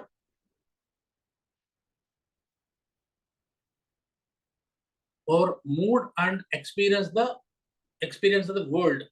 People with major depression or PTSD అంటే పోస్ట్ ట్రామాటిక్ స్ట్రెస్ డిజార్డర్ అంటారు. ముఖ్యంగా ఒక సంఘటన జరిగిన తర్వాత, అంటే మనం ఎవరైనా కోల్పోయినప్పుడు, యాక్సిడెంట్ అయినప్పుడు, ఒక ప్రమాదంలో మనం ఇరుక్కున్నప్పుడు దాన్ని తర్వాత వచ్చే పరిణామాలని PTSD అంటారు.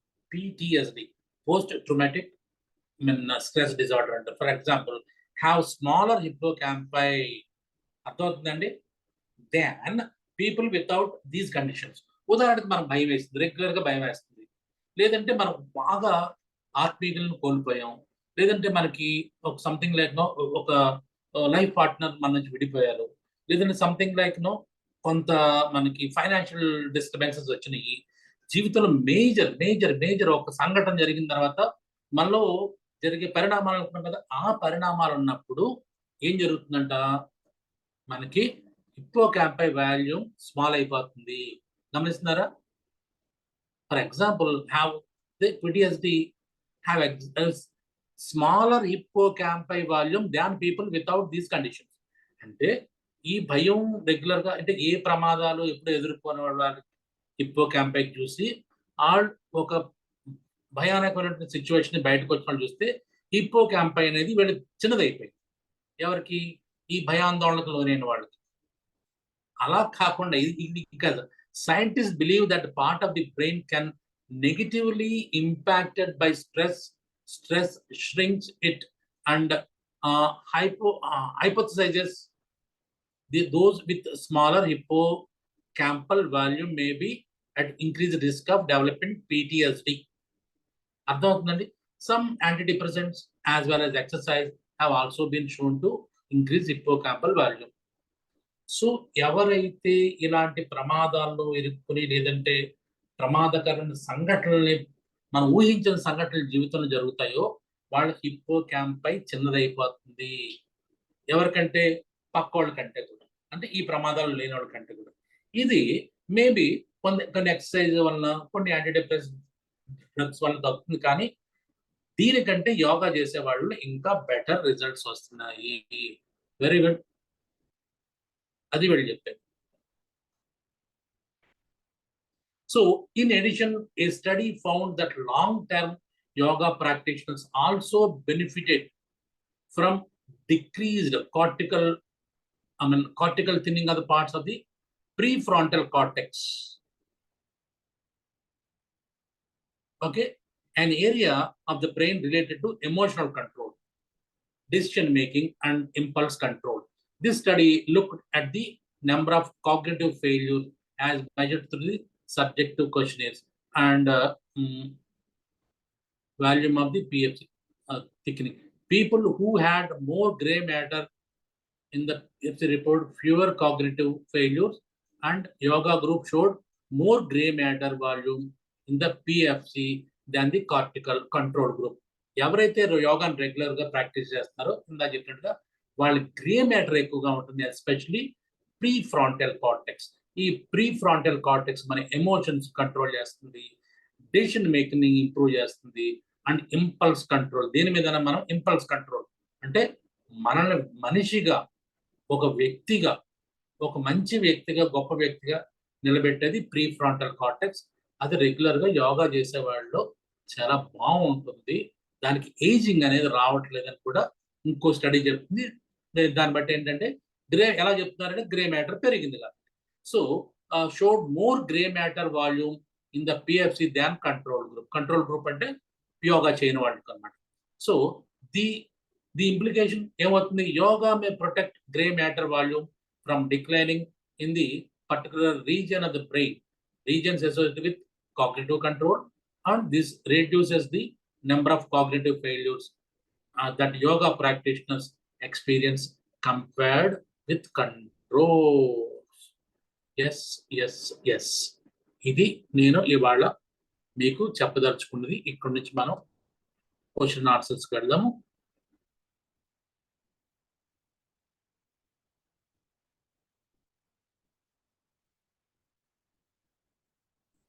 సో ఇదండి నేను ఇవాళ మీకు చెప్పదలుచుకున్నది. చాలా సింపుల్ విషయాలు తీసుకున్నాను నేను.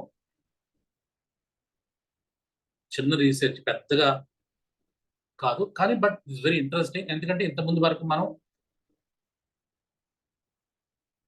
వరకు మనం ఏంటిది behaviour changes or mood changes వీటికి చేంజ్ అవుతాయి. తర్వాత ఏమో సంథింగ్ లైక్ మనకి హార్మోనల్ చేంజెస్ ఉంటాయి, లేదంటే బీపీ తగ్గుతుంది, గుండె వేగం తగ్గుతుంది, లేదంటే ఆస్మా తగ్గుతుంది, అలా కొన్ని జబ్బులు తగ్గుతాయని చెప్పాం. శరీరంలో కొంత ఈక్విలిబ్రియం అంటే సంథింగ్ లైక్ వెల్ బీయింగ్ వస్తుంది. ఇలాంటివన్నీ మాట్లాడుతాం. హార్మోన్స్ గురించి మాట్లాడడం, ఇమ్యూనిటీ పెరుగుతుందని మాట్లాడుతుంటాం. కానీ ఇవాళ ఈ స్టడీ ఏం చెప్తుందంటే, బాబు నీకు బ్రెయిన్ పనిచేసే విధానం కాదు, ఆ పనిచేసే విధానం వెనుకున్నటువంటి స్ట్రక్చర్ కూడా మార్పు వస్తుంది. ఆ మంచి స్ట్రక్చర్ అంటే ఉదాహరణకి యోగా చేసేవాడు కీళ్ళప్పుడు వస్తున్నాయి అనుకుందాం అనుకోండి, కీళ్ళప్పుడు లేవన్నాం అనుకోండి, మామూలు వాళ్ళతో పోలిస్తే వీళ్ళకి ఆ కీలు అనేది బాగుందని అర్థం. అంటే కీలు వాళ్ళకి 50-60 ఏళ్ళు వచ్చినా వాళ్ళు కీలుతో పోలిస్తే యోగా రెగ్యులర్ వాళ్ళతో చేస్తే కీలు బలంగా ఉంటుంది.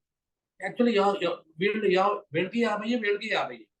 వీళ్ళు యోగా చేస్తారు, వీళ్ళు యోగా చేయట్లేదు. వీళ్ళ కీళ్ళలో డీజనరేషన్ వచ్చింది, వీళ్ళ కీళ్ళలో డీజనరేషన్ రాలేదు. అంటే స్ట్రక్చరల్ గా తేడా ఉంది. సో అది కీళ్ళలో కాదు, అసలు మెయిన్ ఉత్తమాంగం బ్రెయిన్ లోనే మీ స్ట్రక్చర్స్ బాగుపడుతున్నాయి అని చెప్తున్నారు. Yes, it's open. మనం మాట్లాడుకుందాం రండి.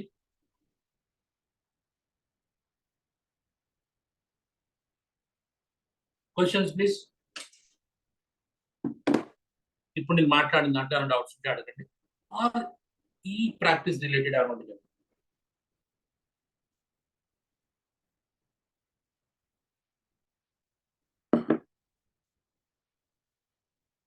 ఎనీథింగ్.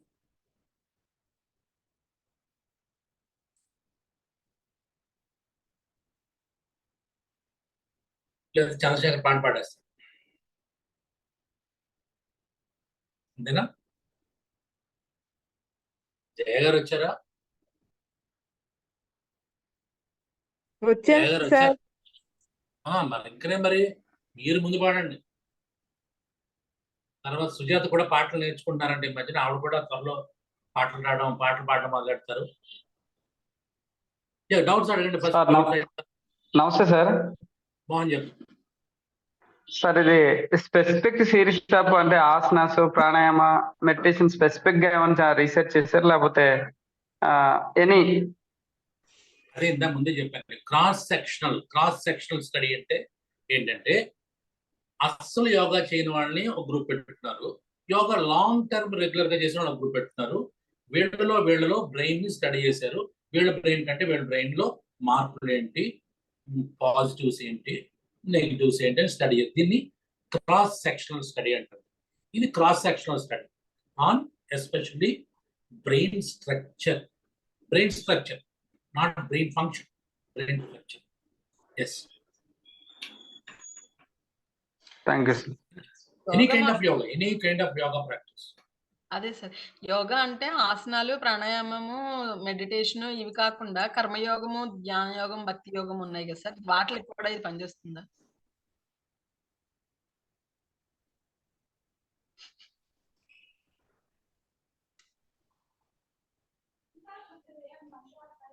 సార్ యోగా అంటే మీరు అప్పుడు ఆసనాలు, ప్రాణాయామం అని చెప్పాలి సార్.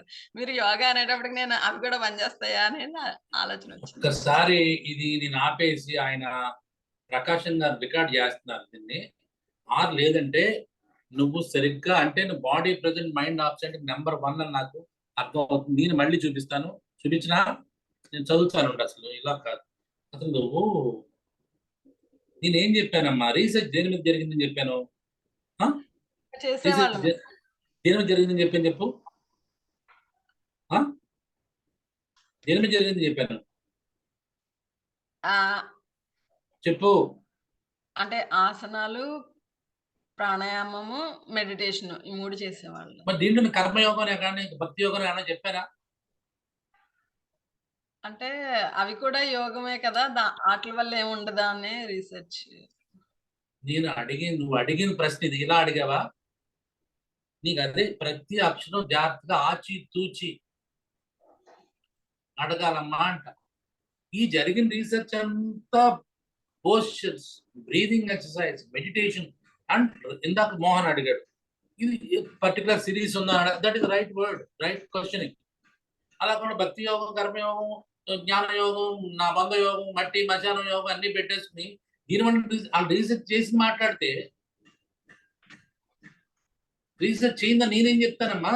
నువ్వు ఆ ప్రశ్న ఏమన్నా అడగాలి, సార్ ఇది బాగానే ఉంది, ఇది బాగానే ఉంది, మరి కర్మయోగం చేస్తే మాట ఏంటంటే అప్పుడు వేరే నీకు క్వశ్చన్ అడగడం ఫస్ట్ నేర్చుకో. నీకు ఆ ప్రీ ఫ్రాంటల్ కార్టెక్స్ లో ఎక్కడ చిన్న ముదురుగా ఏమన్నా దెబ్బ తగిలిందా? లేదా తల ఎప్పుడైనా గోడ కొట్టుకుంటుంటావా నువ్వు? కోపం వచ్చిన మీ ఆయన మీద? నాకు తెలిసి తల గోడ చేసి కొట్టుకోవడం ప్రీ ఫ్రాంటల్ కార్టెక్స్ ప్రాబ్లం వచ్చిందా? లేకపోతే అడగమన్నాం కదా అని వెంటనే దూకేసి అడిగే ప్రశ్న ఏమో సందర్భం లేకుండా శతావధానంలో పనిచేస్తాను అమ్మా. అసందర్భ ఇదొకటి ఉంటుంది దాంట్లో. అంటే సందర్భం లేకుండా మాట్లాడడం అనేది ఒక పార్ట్. కరెక్టే, మనం అష్టావధానం చేస్తానంటే నువ్వు కూడా కరెక్ట్ ఉండాలి. చెప్పు, ఉంటుందమ్మా, ఎందుకు ఉండదు? ఎందుకు ఉండదు? సో ఇవన్నీ కూడా ఓకే, నేను ఊరికే సరదాగా. సో అంటే దాన్ని ఏమంటారంటే ఇది బ్రీదింగ్ టైం అంటారు అనమాట. బ్రీదింగ్ టైం నేను తీసుకుంటున్నా. సో బ్రీదింగ్ టైం అంటే కాసేపు వరకు చదివి మాట్లాడి పొద్దు నుంచి బ్రేక్ఫాస్ట్ కూడా చేయలేదు. సో కాబట్టి కొద్ది నీరసంగా ఆ బ్రీదింగ్ టైంలో నీతో మాట్లాడి కాస్త తీసుకున్నా మాట్లాడు. ఎగ్జాక్ట్లీ. ఇప్పుడు నువ్వు ఆసనాలు వేస్తేనే ఎంతో ఉపయోగం ఉంది. రమేష్ కొద్ది క్లోజ్ చేసుకోండి. రమేష్ ఆడియో క్లోజ్ చేయరా? యా, గీత విన్నావమ్మా? వింటున్నాను సార్. సో ఆసనాలు, ప్రాణాయామ, మెడిటేషన్ మీదే మనకి ఇంత మార్పు జరిగిందంటే సార్ మిగతా అన్ని కూడా దాని సుపీరియర్ కదా. జ్ఞాన యోగ అట్మోస్ట్, భక్తి యోగ పూర్తిగా వదిలేస్తున్నాం. అంటే మన మీద మనకే కంట్రోల్, అంటే మన కంట్రోల్ అంతా ఇచ్చేసి ఆయన పెట్టేస్తున్నాం. ఎదురుగా ఉన్న whoever you are thinking is more superior than you.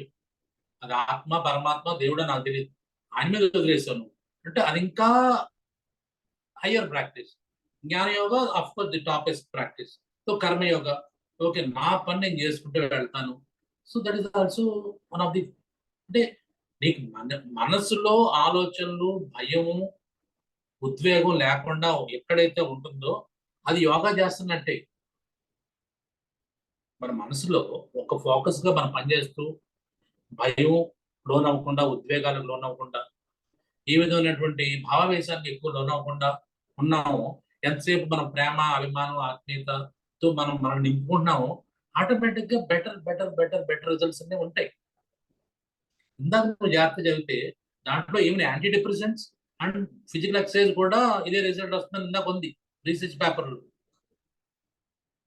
ఆ ఫిజికల్ ఎక్సర్సైజే అంత రిజల్ట్ చూపిస్తే, యోగాసనాలు దాని మించి రిజల్ట్ చూపిస్తే, అన్ని వదిలేసి ఇంకా హయ్యర్ లెవెల్ ఆఫ్ అండర్స్టాండింగ్ వెళ్ళిపోయి ఇది నాదేమీ లేదు, అంతా శివార్పణం, కృష్ణార్పణం అనుకున్నావు అనుకో, అప్పుడు నీకు ఈగో లేనట్టే కదా. నీకు ఈగో లేకుండా వర్క్ చేస్తుంటే ఎవ్రీథింగ్ ఈజ్ ఫ్రెష్. తల్లి గర్భంలో పుట్టినప్పుడు ఎలా ఉన్నావు, ఇప్పుడు కూడా అలా ఉంటాం. అలాగే ఈ లోపల మధ్యలో మనకి ఈ గోళ గందరగోళం, పెళ్లి, పిల్లలు, మొగుడు, పెళ్ళం, చుట్టుపక్కల అత్త, మామ, వీళ్ళందరూ కలిపి నీలో పెట్టినటువంటి ఈ మ్యాటర్ అంతా పట్టుకుని ఆ మ్యాటర్ అంతా నీ గ్రే మ్యాటర్ తినేసి ఆ గ్రే మ్యాటర్ తక్కువైపోయి అసలు మ్యాటర్ లేకుండా మనం తయారేమనుకో, అది దానికంటే నీ jnanayoga, bhakti yoga, karmayoga far superior than this rajayoga. Yes please. 3 doubts. ఏంటి జయ గారు వెంటనే వెళ్ళిపోయారేంటి? జయ గారు లెఫ్ట్ పాట పాడుతున్నారు. ఏంటి మీరు లీవ్ అయిపోయారు? పాట పాడమని భయం వేసి వెళ్ళిపోయారేమో అనుకున్నాను. లేదు సార్, ఇది చిన్న పని మీద ఉన్నాను సార్, చూపిస్తాను చూడండి. అంటే పాట పాడటం చెప్తారు అంతే కదా, నాకు అర్థమైంది. ఆవకాయ పెడుతున్నారు. ఇప్పుడు ఆవకాయ ఏంటండి? ఇప్పుడు ఏప్రిల్ మేలో అయిపోవాలి. అది చిన్న పని ఏంటండి బాబు? లేట్ అయిపోయింది సార్. అది చిన్న పని ఏంటంటే చాలా పెద్ద పని. Good, okay. పాట అదే అక్క ఇంట్లో కూర్చున్నాను, మొబైల్ 2 ఆన్ చేసి ఉన్నాయి కానీ సరిగ్గా సిగ్నల్ రావట్లేదు. మీరు పాట పాడితే మాకు వేడు మంట ఎక్కుతుంది. వద్దులేండి వాడికి. చంద్రశేఖర్ మంచి సాఫ్ట్ పాట పాడుతుంది. ఇంకా ఎన్ని క్వశ్చన్స్ ఉన్నాయండి ప్లీజ్? ఇవాళ మనం మాట్లాడుకున్న దాని మీద.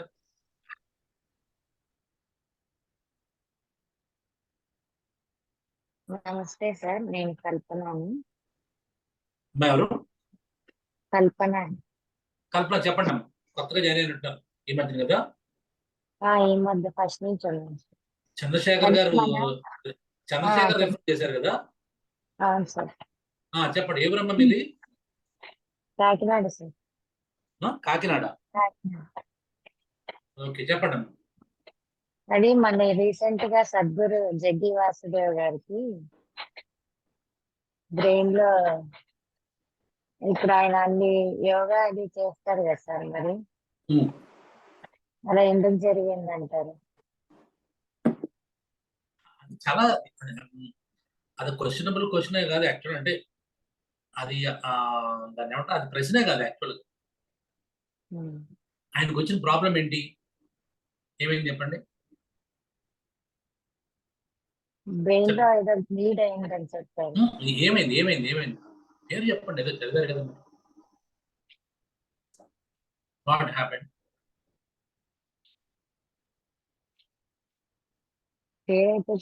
బ్లీడ్ అయిందని అది బ్రెయిన్ హెమరేజ్ అంట. అది ఒక బ్రెయిన్ హెమరేజ్ అనేది ఒక ప్రాబ్లం. ఆ ప్రాబ్లం అనేది కొంతమందికి జన్మతహా వస్తూ ఉంటుంది. అంటే బై జెనెటిక్స్ అని కాదు, వాళ్ళ యొక్క శారీరక తత్వం ప్రకారం కొంతమంది బ్రెయిన్ హెమరేజ్ జరుగుతూ ఉంటుంది. అదొక వ్యాధి రూపంలోకి వచ్చింది. ఇప్పుడు మనం మాట్లాడుకున్నది ఏంటి, ఇది ఏంటంటే బ్రెయిన్ లో ఉన్న స్ట్రక్చర్స్ ఇవి ఇందాక చెప్పారు, చాలా చిన్న విషయాలు ఇవన్నీ కూడా. కానీ మనం సైంటిఫిక్ గా చూసినట్టు చాలా పెద్ద విషయాలు. సో ఒక మనిషికి అంటే ఉదాహరణకి యోగా రెగ్యులర్ గా చేసే వాళ్ళకి హార్ట్ అటాక్ రాకూడదా, లేదంటే బ్రెయిన్ హెమరేజ్ రాకూడదు? అలాంటప్పుడు పెద్ద కార్డియాలజిస్టులకి హార్ట్ అటాక్ రాకూడదు, పెద్ద షుగర్ డాక్టర్లకి డయాబెటీస్ ఉండకూడదు, పెద్ద డాక్టర్లకి బీపీ ఉండకూడదు. నేను జాగ్రత్తగా గమనిస్తే జోక్ కూడా ఉంది. ఒక కార్డియాలజిస్ట్ చనిపోతే, ఒక కార్డియాలజిస్ట్ గుండెపోటుతో చనిపోతే ఆ ఫ్యూనరల్ కి ఆయన దగ్గర ట్రీట్ చేయించిన బాగు చేసుకున్న పేషెంట్ చాలా మంది వెళ్ళినట్టు ఒక జోక్ ఉంటుంది. నీకు అర్థమవుతుందా? సో మనిషి అన్నప్పుడు ఏ జబ్బు ఎప్పుడు వస్తుంది అనేది ఎవరు ఏం చెప్పలేరు. ఆ జబ్బుల తీవ్రతను కూడా మనం ఎస్టిమేట్ చేయడానికి లేదు. బట్ ది ప్రాబ్లం ఏంటంటే, ఈ ప్రాబ్లం అంటే ఇది ఒక పాయింట్ అయితే, ఇంకొక పాయింట్ చెప్తాను, ఇది జాగ్రత్తగా వినండి. ఈ పాయింట్ మీకు అందరికీ అర్థం. ఉదాహరణకి ఏమవుతుందంటే, డాక్టర్స్ ఏమనుకుంటారంటే నాకేం జబ్బు రాదు అనుకుంటారు. అలాగే యోగా చేసేవాళ్ళు కూడా నాకేం అవదులే అని చెప్పేసి సాధారణంగా ఏంటంటే నెగ్లిజెన్సీ అనేది మెయిన్ గా పెరుగుతుంది. ఏదో డాక్టర్ కానీ యాక్చువల్ పేషెంటే చాలా కేర్ఫుల్ గా ఉంటాడు ఒక డాక్టర్ కంటే కూడా. మీరు ఎప్పుడైనా గమనించారు, డాక్టర్లు ఎప్పుడు కేర్ తీసుకోరు వాళ్ళకున్న వ్యాధులకి. ఇట్స్ ఓకే, వాళ్ళకి తెలుసు కాబట్టి. కానీ యాజ్ ఏ పేషెంట్ గా మీరు వస్తారు కాబట్టి మీకు మందులు రాదు. మీకు ఇచ్చినట్టు మందులు మాకు జబ్బు వస్తే మీకు రాసిన మందులు మేము వాడము. దట్ ఈస్ వర్షం. ఏ డాక్టర్ అయినా చూసుకోండి, ఎవరన్నా మాట్లాడండి వెళ్ళి. సో కాబట్టి మేము కొద్దిగా నెగ్లిజెన్స్ వహిస్తూ ఉంటాం, ఏదో డాక్టర్గా కానీ యోగా ప్రాక్టీషనర్గా కానీ. సో ఆ నెగ్లిజెన్స్ కూడా ఒక్కొక్కసారి, ఉదాహరణకి నాకు తెలిసిన వాళ్ళు చాలా మంది ఉంటారు. మా ఫ్రెండ్ ఒక ఆయన ఉన్నారు, ఆయన ఎవ్రీ 6 monthsకి ఒకసారి యాంజియోగ్రామ్, ఒకసారి సిటీ స్కాన్, ఏ చిన్న ప్రాబ్లం వచ్చిన మొత్తం టాప్ టు టో అన్ని టెస్ట్లు ఏం చేసుకుంటా ఉంటాడు. ఆయన నాకంటే చిన్నోడు. ఓకే, అప్పుడు నాకు అనిపిస్తుంది అదే ఇంది. అవును, నేను నా గురించి నేను అదుపుకొచ్చి ఎప్పుడు ఒక ఎక్స్రే కానీ ఎప్పుడు వాళ్ళతో వెళ్ళినప్పుడు అప్పుడప్పుడు వెళ్ళినప్పుడు 2 సంవత్సరాలకో 3 సంవత్సరాలు ఒకసారి బ్లడ్ టెస్ట్ చేయించుకుంటాను. సో నేనేమనుకుంటానంటే నాకేమి కాదులే అనే ఓవర్ కాన్ఫిడెన్స్తో నేనుంటాను. నేను యోగా చేస్తున్నాను నాకు రాకూడదు అని కాదు, అది కాదు. ఇట్స్ ఓకే, బై నేచర్ కొంతమంది ఇలా ఉంటారు. మేబీ బై నేచర్ మీరన్న జగ్గి వాసుదేవ్ మేబీ ఈ మిస్డ్ ఫ్యూ టెస్ట్. అంటే ఆయనకు నెల రోజుల నుంచి హెడేక్ వస్తుంది, వామిటింగ్స్ అవుతున్నాయని చెప్పి. So headache followed by vomitings is a dangerous signal for brain leakage or brain haemorrhage అండి. సో అది ముందు పట్టించుకుంటే ఇంతవరకు వచ్చి ఉండేది కాదు. సో కాబట్టి maybe some negligence as a human being రావచ్చు, ఆర్ లేదంటే ప్రతి మనిషికి వచ్చినట్టు ఆయనకి వచ్చి ఉండొచ్చు. యోగా చేసినంత మాత్రాన అన్ని జబ్బులు తగ్గిపోతాయి, యోగా బ్రహ్మాస్త్రం అని ఎప్పుడు చెప్తా ఉంటాను. అలా నమ్మొద్దు అని ఎవరైనా చెప్తే నమ్మొద్దు. యోగా బ్రహ్మాస్త్రం కాదు. కొన్ని ఏరియాస్ లో ఎంత చెప్పాం, ఎమోషనల్ ఇంబ్యాలెన్స్ లో యోగా చాలా మంచిది, యాంగ్జైటీలో యోగా చాలా మంచిది. అంతే తప్పించి ఎపెండిసైటిస్ వచ్చినప్పుడు యోగా మంచిది కాదు కదా. ఎపెండిసైటిస్ వచ్చింది, యోగా మంచిది ఎలా అవుతుంది? యోగా అక్కడ పనిచేయదు. సో ఏ వ్యాధులకి, ఏ సిచ్యువేషన్స్ కి ఏ వైద్య విధానాన్ని వాడుకోవడం అనేది చాలా ఇంపార్టెంట్. అది కొంతమంది ఇటున్న వాళ్ళేమో అటోళ్ళు చెప్తారు, అటున్న వాళ్ళేమో ఇటోళ్ళు చెప్తారు. ఇప్పుడు ఈయన ఏమంటారు, ఇప్పుడు అందరూ అంత యోగా చెప్తున్నాడు ఆయనకి బ్రెయిన్ హ్యామరేజ్ రావడం ఏంటి అంటారు. వెరీ కామన్ టు, అంటే మనం ఎవరినైనా విమర్శించడం చాలా ఈజీ. అలాంటప్పుడు మొన్న మా విజయవాడలో ఒక చాలా పెద్ద సీనియర్ కార్డియాలజిస్ట్ హార్ట్ అటాక్తో పొద్దున్న చచ్చిపోయాడు. Age report maybe 60. దీనికి ఆయన ఏం సమాధానం చెప్తారు మరి? సో ఇట్ హ్యాపెన్స్, సంఘటనలు జరుగుతూ ఉంటాయి. వాటిని మనం, ఆయన కార్డియాలజిస్ట్ కాబట్టి ఆయన హార్ట్ అటాక్ రాకూడదని ఎక్కడుంది? అలా యోగా గురు అని చెప్పేసి బ్రెయిన్ డ్యామేజ్ రాకూడదని ఎక్కడుంది? We are humans, we are not gods, or not something like immortals. అంటే మనం ఏదో 300 ఏళ్ళు 400 ఏళ్ళు అసలు ఏ వ్యాధులు రాకుండా బతికేస్తామని కూడా చాలా పొరపాటు. సో ఆయన ఒకటి, ఆయన వరకు వచ్చిందని మనం డిస్కస్ చేసుకోవడం అంతకంటే శుద్ధ వేస్ట్. అర్థమవుతుందా? ఆయన వరకు వచ్చిందని మనం పాయింట్అవుట్ చేసి దాని గురించి డిస్కస్ చేసి రేపు జగన్ వస్తాడా రాడా, ఈ type discussion time waste discussions. Already ఓట్లు వేస్తారు, ఓట్లు లేకముందు మాట్లాడుకోవడం వేరు, ఓట్లు వేసిన తర్వాత మాట్లాడుకోవడం శుద్ధ వేస్ట్. 4వ తారీఖు వరకు వెయిట్ చేయండి. సో ఇది కూడా అంతే. We are humans, we are not immortals. We are prone to every disease and we are prone to every disorder. కర్మలో రాసి పెట్టుంటే జరుగుతుంది సార్. కర్మలో రాసి పెట్టి లేకపోతే అప్పుడు మనకి ఇవన్నీ హెల్ప్ అవుతాయి, అంతే కదా సార్? అమ్మయ్య, మళ్ళీ నాకు మంచి బ్రేదర్ ఇచ్చావు మనం. అంతేనమ్మా, నువ్వు చెప్పిన తర్వాత నీకు కాదని ఎలా అనుకని చెప్తూ. నమస్తే అండి, చెప్పండి. నేను ఒక నిమిషం నాగభాస్కర్ గారు మాట్లాడు. మొన్న డాక్టర్ శ్రీనివాస్ గారు మాసు కార్డియాక్ అటాక్ వచ్చి కొలాప్స్ అయి చనిపోయారు కదా సార్. మాట్లాడింది ఒక్క నిమిషం పరిచయం చేయడం. ఈవిడ నాగభాస్కరమ్మ గారు అని చెప్పి 75 years old, విజయవాడలో చాలా ఫేమస్ గైనకాలజిస్ట్. ఓకే, ఇప్పుడు ఆవిడ మాట్లాడతారు. ఆవిడ ఏం మాట్లాడుతున్నారు నాకు తెలియదు, ఆవిడ ఏం మాట్లాడతారో విందాం. నా పర్సనల్ ఎక్స్పీరియన్స్ చెప్పాలని చేశాను సార్, పర్మిట్ చేస్తే. Please please please. నేను చాలా కాలం నుంచి యోగా చేస్తున్నానండి. మధ్యలో క్లాసెస్ అటెండ్ అవ్వకపోయినా, అంటే యుఎస్ లో ఉన్నప్పుడు అప్పుడు ఈ జూమ్ లో అవన్నీ అప్పుడు లేవు కదా, ఇంట్లో నేను చేసుకునేదాన్ని. అయితే నాకు ఫ్రోజన్ షోల్డర్ వచ్చింది sir, right side frozen shoulder వస్తే దానికి ఏదో సర్జరీ చేయాలని చెప్పారు రిటైర్డ్ డాక్టర్స్ వాళ్ళకి వీళ్ళకి చూసుకుంటే. అప్పుడు నేను భగవద్గీత ఫాలో అవునండి. నేను భగవద్గీత మార్గంలో ప్రయాణిస్తూ అక్కడ ఆశ్రమంలో ఉన్నానండి. ఆశ్రమంలో ఒక 10 days సాధన క్లాస్ అని మాకు కండక్ట్ చేశారు. ఆ సాధన క్లాసులు మెయిన్ ఏంటంటే ఒక 6-7 గంటలు మెడిటేషన్ చేసేవాళ్ళం రోజుకి. ఆ 6-7 గంటల మెడిటేషన్ లో సార్ నాకు అది రోజన్ షోల్డర్ పూర్తిగా పోయి నార్మల్ కి వచ్చేసింది సార్. అంటే మెడిటేషన్ ఎఫెక్ట్ బ్రెయిన్ మీద అంత ఉంటుందని చెప్పడానికి నేను ఈ ఉదాహరణ చెప్పాను సార్. అది అర్థమవుతుందండి. So she herself is a allopathic doctor.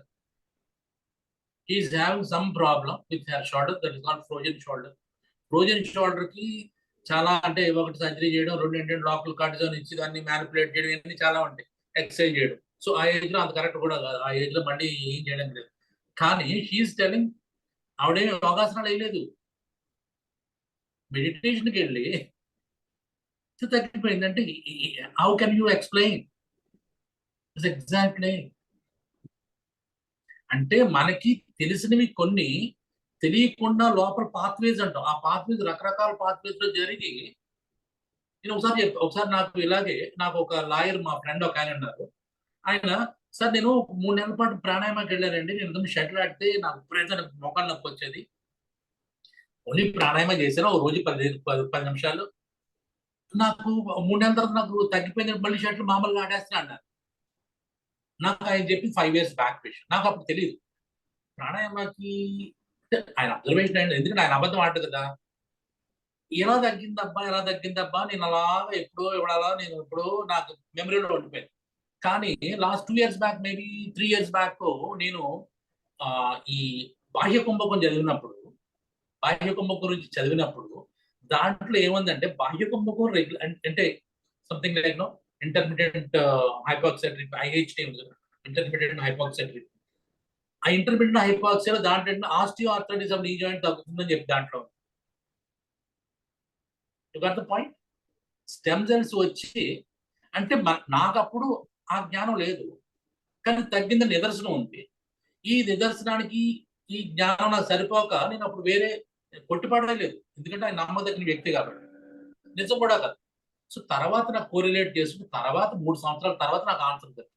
ఇలాగేంటంటే వీటన్నిటి చాలా వరకు తర్వాత ఆన్సర్ దొరుకుతాయి. కానీ సాక్షాత్తు ఒక డాక్టర్ అమ్మ గారు నేను మెడిటేషన్ చేసి నా ఫ్రోజన్ షోల్డర్ తగ్గిపోయింది అంటే ఇది మరి ఇది ఎంతకంటే నిదర్శనాలు ఏం చెప్తాం? ఎగ్జాక్ట్లీ.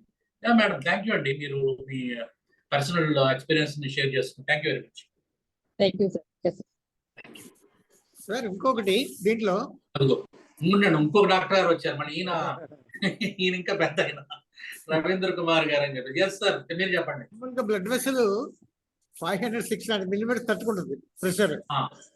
కానీ ఎప్పుడైనా అంటే అది వెసల్ ఉండదు దాంట్లో, అప్పుడు బ్లీడ్ అయింది. అయితే అదే ఉన్నంత జరగాలిగా బ్లీడింగ్ జరగాలి. కాకపోతే ముందు నుంచి బీపీ చూపించుకుంటున్నారు లేదా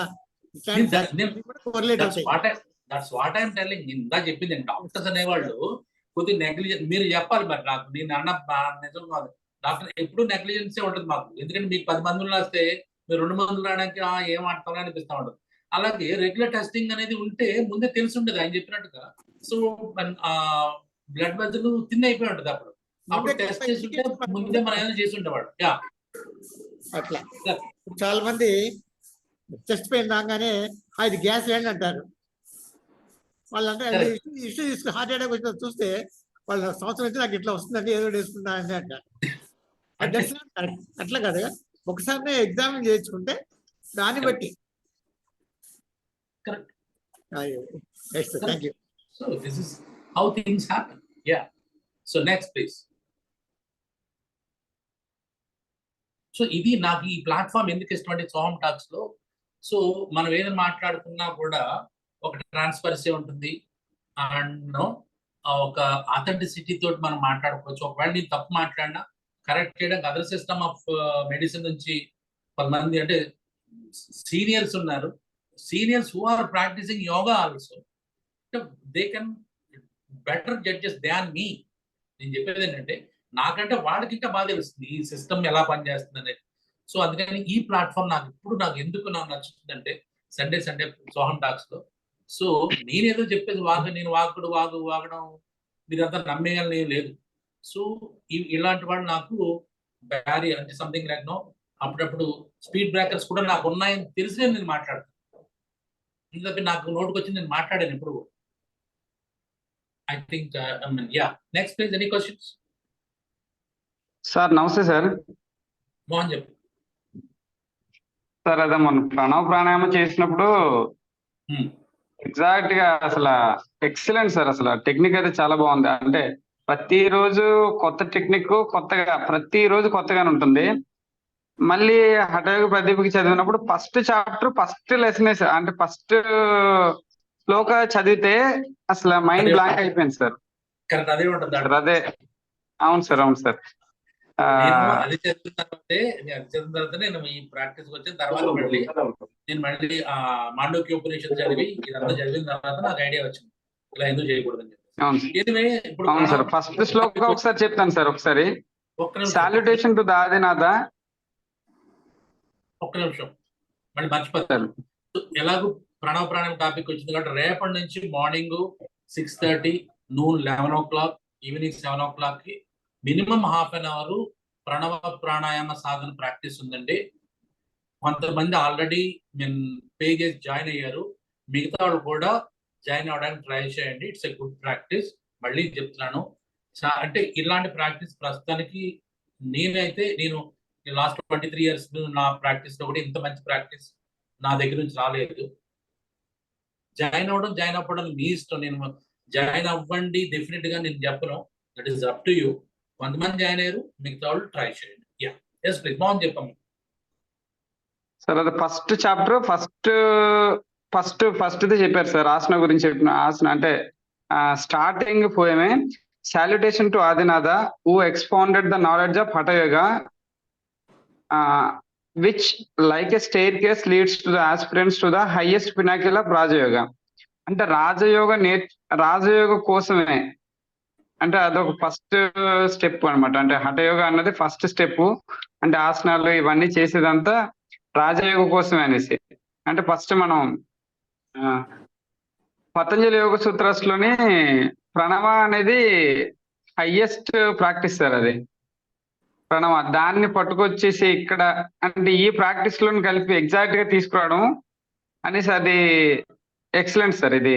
ఇది చదువుతున్నప్పుడు మళ్ళీ అది సెకండ్ చాప్టర్ ఫస్ట్ చాప్టర్ చదువుతున్నప్పుడు ఎగ్జాక్ట్ గా మీరు చెప్పినవన్నీ ఎగ్జాక్ట్ గా ఉన్నాయి సార్. అంటే గాలి పీల్చుకోవడం, గాలి వదిలేయడం, ఎలా పీల్చుకోవాలి, ఎలా వదిలేయాలి అన్ని ప్రతిదీ ఎగ్జాక్ట్ గా దాంట్లో చూపినట్లుగా. అంటే ఆ కనెక్షన్ బాగుంది సార్. అది కరెక్ట్ గా అంటే ప్రతిదీ అలాగే ఉంది సార్. తస్య వాచక ప్రణవ. అవును సార్. తస్య వాచక ప్రణవ. తస్య అంటే అతని యొక్క. అతడెవరంటే Ishwara. Who is Ishwara? Who is the owner of all this universe is the Ishwara. తస్య వాచక ప్రణవ. ఆయన మాటే ప్రణవం. ఆయన నోట్లోంచి వచ్చిన మాటే ఆయన శబ్దమే ప్రణవం అని చెప్తాడు ఆయన.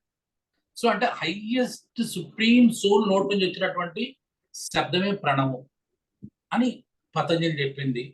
అలాగే మన మాండవ్యోపనిషత్తు గురించి చెప్పాను. నిద్ర అనేది మకారం, కళ అనేది ఉకారం, మెలకు అనేది ఉకారం, ఆకారం. ఇవన్నీ క్రోడీకరిస్తే ఈ ప్రాక్టీస్ వచ్చింది. But luckily we practice almost నెల కాదు కానీ 20 రోజుల వరకు మనం ప్రాక్టీస్ చేస్తాం. సో నెక్స్ట్ మంత్ ఆ 5 month కూడా ఇది ప్రాక్టీస్ జరుగుతుందండి. సో ఆ లింక్ కూడా ఓన్లీ ఎవరైతే మీరు దీంట్లో కొత్తగా పే చేశారో వాళ్ళకే లింక్ వస్తుంది. గుర్తుపెట్టుకోండి. మళ్ళీ నేను మళ్ళీ చెప్పలేదు అనుకో సార్. ఇంకో చిన్న సబ్మిషన్ సార్. యా,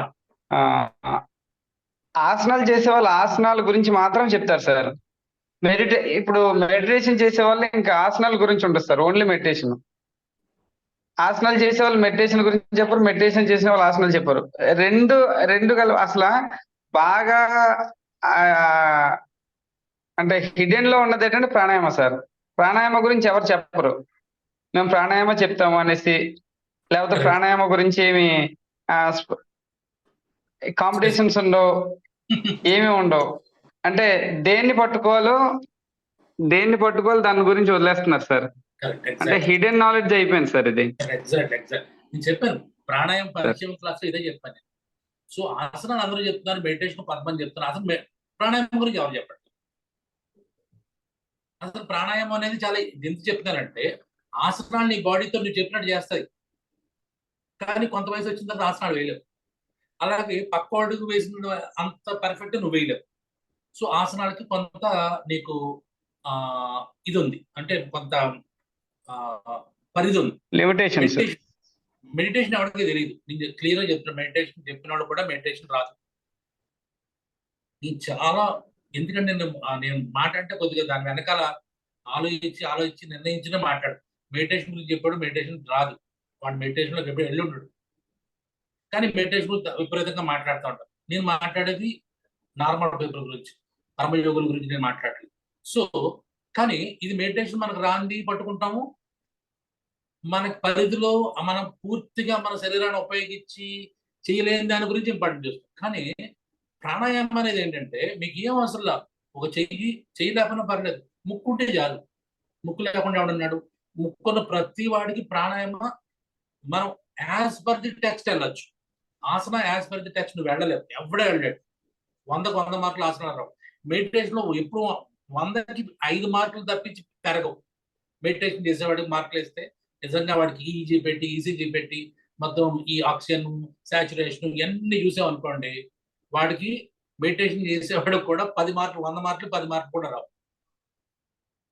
కానీ ప్రాణాయామ నువ్వు యాజ్ పర్ ది టెక్స్ట్ నువ్వు చెయ్యగలవు, రిజల్ట్స్ చూపించగలవు.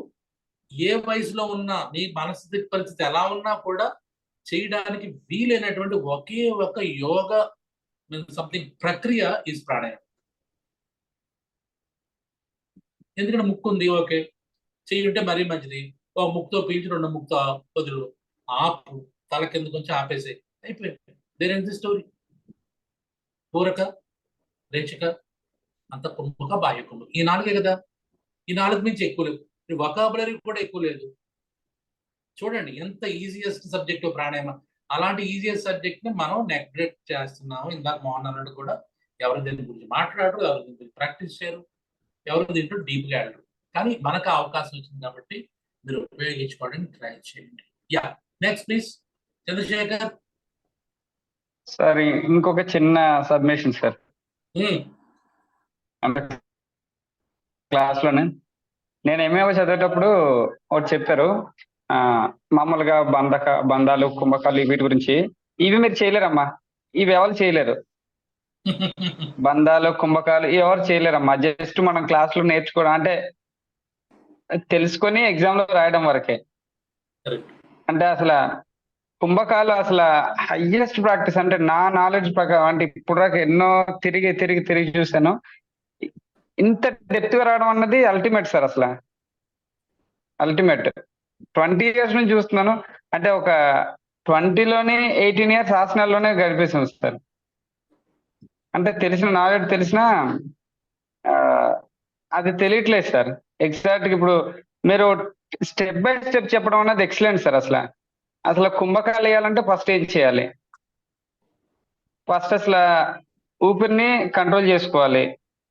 చేసుకున్న తర్వాత అంత కుంభకం వేయాలి. అంత కుంభకం వేసిన తర్వాత బాహ్య కుంభకం వేయాలి. బాహ్య కుంభకం వేసిన తర్వాత 2 కుంభకాలు వేయాలి. 2 కుంభకాలు వేసిన తర్వాత లాస్ట్ టెక్నిక్. అది అంటే ఎండింగ్ ఎంతవరకు వెళ్తే తెలియదు, కానీ ప్రస్తుతానికైతే అదే అల్టిమేట్ సార్. ఎక్సలెంట్. అసలు ఆ లాస్ట్ టాపిక్ అసలు అకారానికి, ఉకారానికి, మకారానికి 3టికి గ్యాప్ ఇవ్వడం అన్నది అసలు చేయలేమేమో అనుకున్నాం సార్ చేసేటప్పుడు. కానీ ఒక 3-4 రౌండ్లు చేసిన తర్వాత నిజమే, అంటే మనం ఏదైనా గాలిని ఆపాలంటే ఖచ్చితంగా కంప్లీట్ అయిపోయిన తర్వాత సార్. ఇప్పుడు మీరు ఎంత ఇప్పటి వరకు అయితే, అంటే మొన్నటి క్లాస్ డిఫరెంట్ సార్. ఇప్పుడు మీరు గాలి ఆపండి అని ఎప్పుడు అంటారంటే కంప్లీట్ అయిపోయిన తర్వాతే. ఈ టెక్నిక్ అయితే అద్భుతం సార్. అంటే నా కాన్సెప్ట్ ఏంటంటే ఇప్పటి వరకు చెప్పిన క్లాసులో ఇది మాత్రం అద్భుతం సార్. Thank you sir. నేను కావాలంటే నేను ఏం చెప్పను, నేను చదివి చెప్తాను, అది ఉండదు. ఎక్కడో వస్తుంది, ఎవరో పోతారు నా మీద, ఎవరో ఆవహిస్తారు. దేవుడు ఆవహించడం అంటే దెయ్యాలు ఆవహిస్తాయి కదా, అలా నా మీద ఎవరో ఏ పతంజలు ఎవరో ఆవహిస్తారు అనుకుంటా. ఆ టైంలో ఆవహిస్తుంటే అలా వాగేస్తా ఉంటాను అని చెప్పి నాది ఏమీ లేదు దీంట్లో. నేను చెప్పాను, నేను ఎప్పుడూ చెప్పుకోను. నన్ను ఎవరో ఆవహిస్తారు ఆ టైంకి, ఆవహించినట్టు అలా వాగుతా ఉంటా. Yeah, next.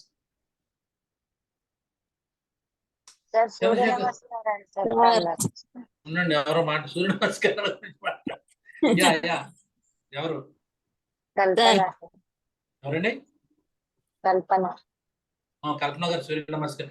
అసలు సూర్య నమస్కారాలు చెప్తే మీరు ఎంతమంది వస్తారు నా ముందు చెప్పండి. నేను ఏ రోజు వస్తాను. చెప్పుకుందాము, ఎన్ని క్లాసులు కావాలి, ఏ టైంలో కావాలి, ఒకసారి ఇప్పుడే చెప్పేద్దాం మాట్లాడేసుకుంటాం. ఎందుకంటే నాకు క్లారిటీ వస్తుంది. ఎందుకంటే 40 మంది ఉన్నారు కాబట్టి. బెటర్ కదా సార్ లేడీస్ కి. అమ్మా 11 కే బెటర్ కదా సార్ లేడీస్ కి. 11 o'clock. 11 o'clock అంటే ఇంకా మీ దాంట్లో గ్రూప్ లో ఇంకొక ఆవిడ దగ్గరికి అంతేస్తుంది. చెప్పండి. మీ ఇష్టం సార్ 11 o'clock ఎంతమంది వస్తారు చెప్పండి, గబగబా చెప్పేచ్చండి. ఎందుకంటే ఒకటి మళ్ళీ చెప్తా, సూర్య నమస్కారాలు నేర్పట్లేదు నేను. సూర్య నమస్కారాలు, చంద్ర నమస్కారాలు ఉంటాయి, బౌద్ధ నమస్కారాలు ఉంటాయి. అండ్ సూర్య నమస్కారాల్లో మళ్ళీ 4 ఆసనాలతో సూర్య నమస్కారాలు, 6 ఆసనాలతో సూర్య నమస్కారాలు, 8, 10, 11, 12, 14, 24. ఇవి కాకుండా అఫ్ కోర్స్ మంత్రాల నుంచి బీజాక్షరాల గురించి మీకు తెలుసు. సో దాంట్లో స్పీడు, స్లో, అసలు సూర్య నమస్కారం ఒక ఎక్సర్సైజ్ లా చేస్తే ఎట్లా ఉంటుంది, అలా కాకుండా దీంట్లో ఆంజనేయుని కూడా తీసుకొస్తే ఎట్లా ఉంటుంది. ఆంజనేయ నమస్కారాలు, సూర్యుడు చంద్రుడు అయిపోయాడు, బుద్ధుడు అయిపోయాడు, ఆంజనేయ నమస్కారాలు కూడా ఉన్నాయి. సో ఇవన్నీ నేర్చుకోవడానికి మీరు రెడీగా ఉంటే ఎంత టైం కావాలి? రోజుకి 1/2 అవర్ తీసుకోండి. 1/2 అవర్ ఎన్ని రోజులు కావాలి? సార్ 11 కంటే అప్పుడు ఫుడ్ తీసుకుని ఉంటాం కదా సార్ ఆ టైం కా. అది గీత యొక్క అదృష్టం చూసారా, అంత చక్కగా 11 గంటలకు అమ్మాయి అన్నం తినేస్తుందంటే మీరు ఎవరైనా చెప్పండి, 11 గంటలకి మీలో 40 మందిలో 11 గంటలకు భోజనం చేసేవాళ్ళు ఎంతమంది ఉంటుందో చెప్పండి. నేను ఇందా చెప్పాను ఆవిడకి, అమ్మా నువ్వు చాలా అదృష్టవంతురాలు అమ్మా, నువ్వు అసలు ఇంట్లో కేజీ పంచదార అంతా ఖరీదు కూడా చెప్పలేకపోతున్నావు అంటే ఒక స్త్రీ ఏమిటంటే బాబా సార్ 11 ఏదో గంటలు చెప్తాను సార్ మీ 11 క్లాస్. గంటలు అమ్మ 11 గంటల భోజనం ముందు టిఫిన్ ఎన్ని చేస్తావు? సార్ నేను సార్ క్లాస్ సార్ జైల్లో ఖైదీలకి పెడతారు సార్. 11 o'clock భోజనం పెడతారు, మళ్ళీ 5 పెడతారు పెడతారు. మధ్యలో ఇంక ఉండదు అనమాట. చాలా హెల్తీగా ఉంటారు వాళ్ళు. బాగోలేదు అంటే మరి ఆవిడ ఏంటి చర్చా జీవనం చెప్తుంటే అన్ని మొగుడు చూసుకుంటే అంటే ఇంకా ఆవిడ భయం ఏంటి? జైలు పరిచయం. బ్రేక్ఫాస్ట్ ఎన్ని చేస్తామా గీత చెప్పు, ఊరికే సరదా అడుగుతున్నా. 8:30కి సార్. 8:30కి బ్రేక్ఫాస్ట్ చేసి 11 o'clock లంచ్ చేసి మళ్ళీ 3కి స్నాక్. లేదు సార్ 11కి ఒకసారి మీ క్లాస్ కోసం తిన్నాను సార్ ఆ రోజు. నేను తినేది యాక్చువల్ గా 1కి సార్. 1కి తింటాను. మరి ఇప్పుడు 9 గంటలు 11 గంటలు తింటాను నువ్వే కదమ్మా చెప్పావు నాకు. సార్ 8:30 కంటే 9:30, 10:30 2 అవర్సే కదా సార్. అది బ్రేక్ఫాస్ట్ కదా. అయినా కానీ నువ్వు మార్నింగ్ బ్రేక్ఫాస్ట్ ఒక్క నిమిషం ఆచి తూచి మాట్లాడాలను, బ్రేక్ఫాస్ట్ అన్నావా లంచ్ అన్నావా? అంటే సార్ ఎర్లీ మార్నింగ్ బ్రేక్ఫాస్ట్ అనేది చాలా హెవీగా తీసుకోవాలి అని ఆ ప్రాసెస్ ఫాలో అవుతాం సార్. కొంచెం హెవీగా తింటాము. అంటే 8:30కి బ్రేక్ఫాస్ట్ హెవీగా తీసేసుకుని మధ్యాహ్నం హెవీగా లంచ్ తినేసి మళ్ళీ సాయంకాలం స్నాక్స్ హెవీగా తీసుకుని ఇదంతా హెవీగా తీసుకున్న తర్వాత హెవీగా తీసుకోకపోతే ఒక్కదాన్ని వదిలేయడం, డిన్నర్ కూడా హెవీగా తీసేసుకుని హెవీగా పడుకుంటాం అంతేనా? కొంచెం తగ్గిస్తాం సార్ మధ్యాహ్నం సో సాయంత్రం. 11 గంటలకు ఎవరు తింటలేదమ్మా, నువ్వు 11 సార్ గంటలకు ఎవరు తింటలేదా? 5కి పెట్టండి సార్. 5కి పెట్టండి సార్. అది తెల్లవారు 3కి లేచే తెల్లవారు 3కి లేచే వాళ్ళు చెప్పండి. 3 గంటలు పెట్టుకుందాం, ఇంకెందుకు వచ్చింది 3 గంటలకు ఒకటి, 4 గంటలకు ఒకటి. మన గీత గురించి ఏమో 10 గంటలకు ఒకటి. Evening 5 sir.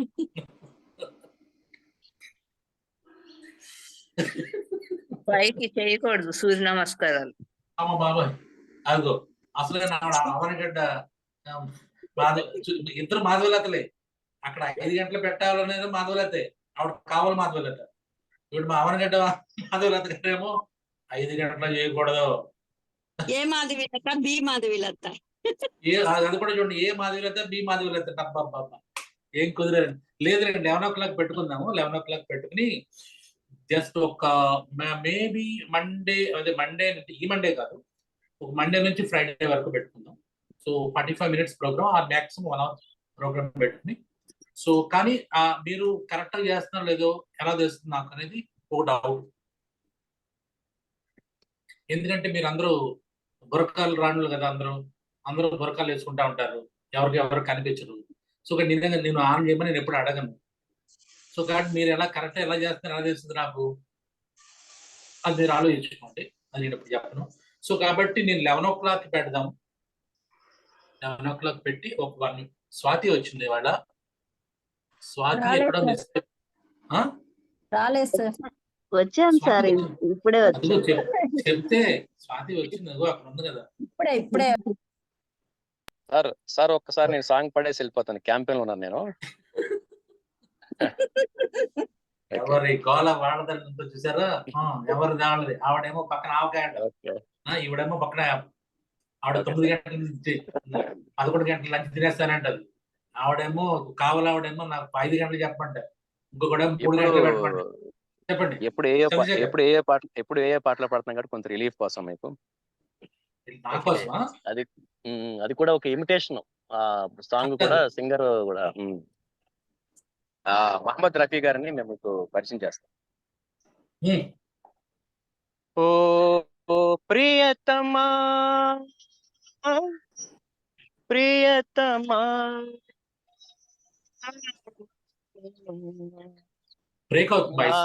మది నిన్ను పిలిచిందిగా నమై వేణు గానమై నా ప్రాణమై, నామది నిన్ను పిలిచిందిగా నమై వేణు గానమై నా ప్రాణమై,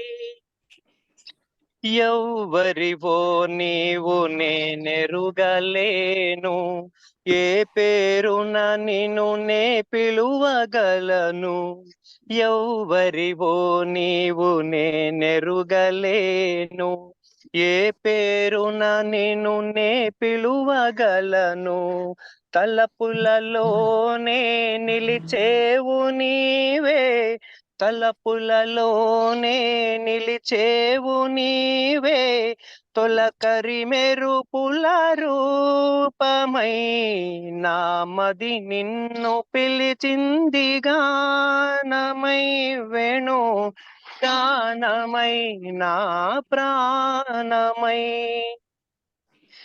ఎన్ని యుగాలని నీ కొరకు వేచేను, ఈ మూగ బాధ ఎందాక దాచేను, ఎన్ని యుగాలని నీ కొరకు వేచేను, ఈ మూగ బాధ ఎందాక దాచేను, వేచిన మదినే వెలిగింపరావే, వేచిన మదినే వెలిగింపరావే, ఆరని అనురాగ దీపమై, నామది నిన్ను పిలిచింది గానమై వేణు గానమై నా ప్రాణమై.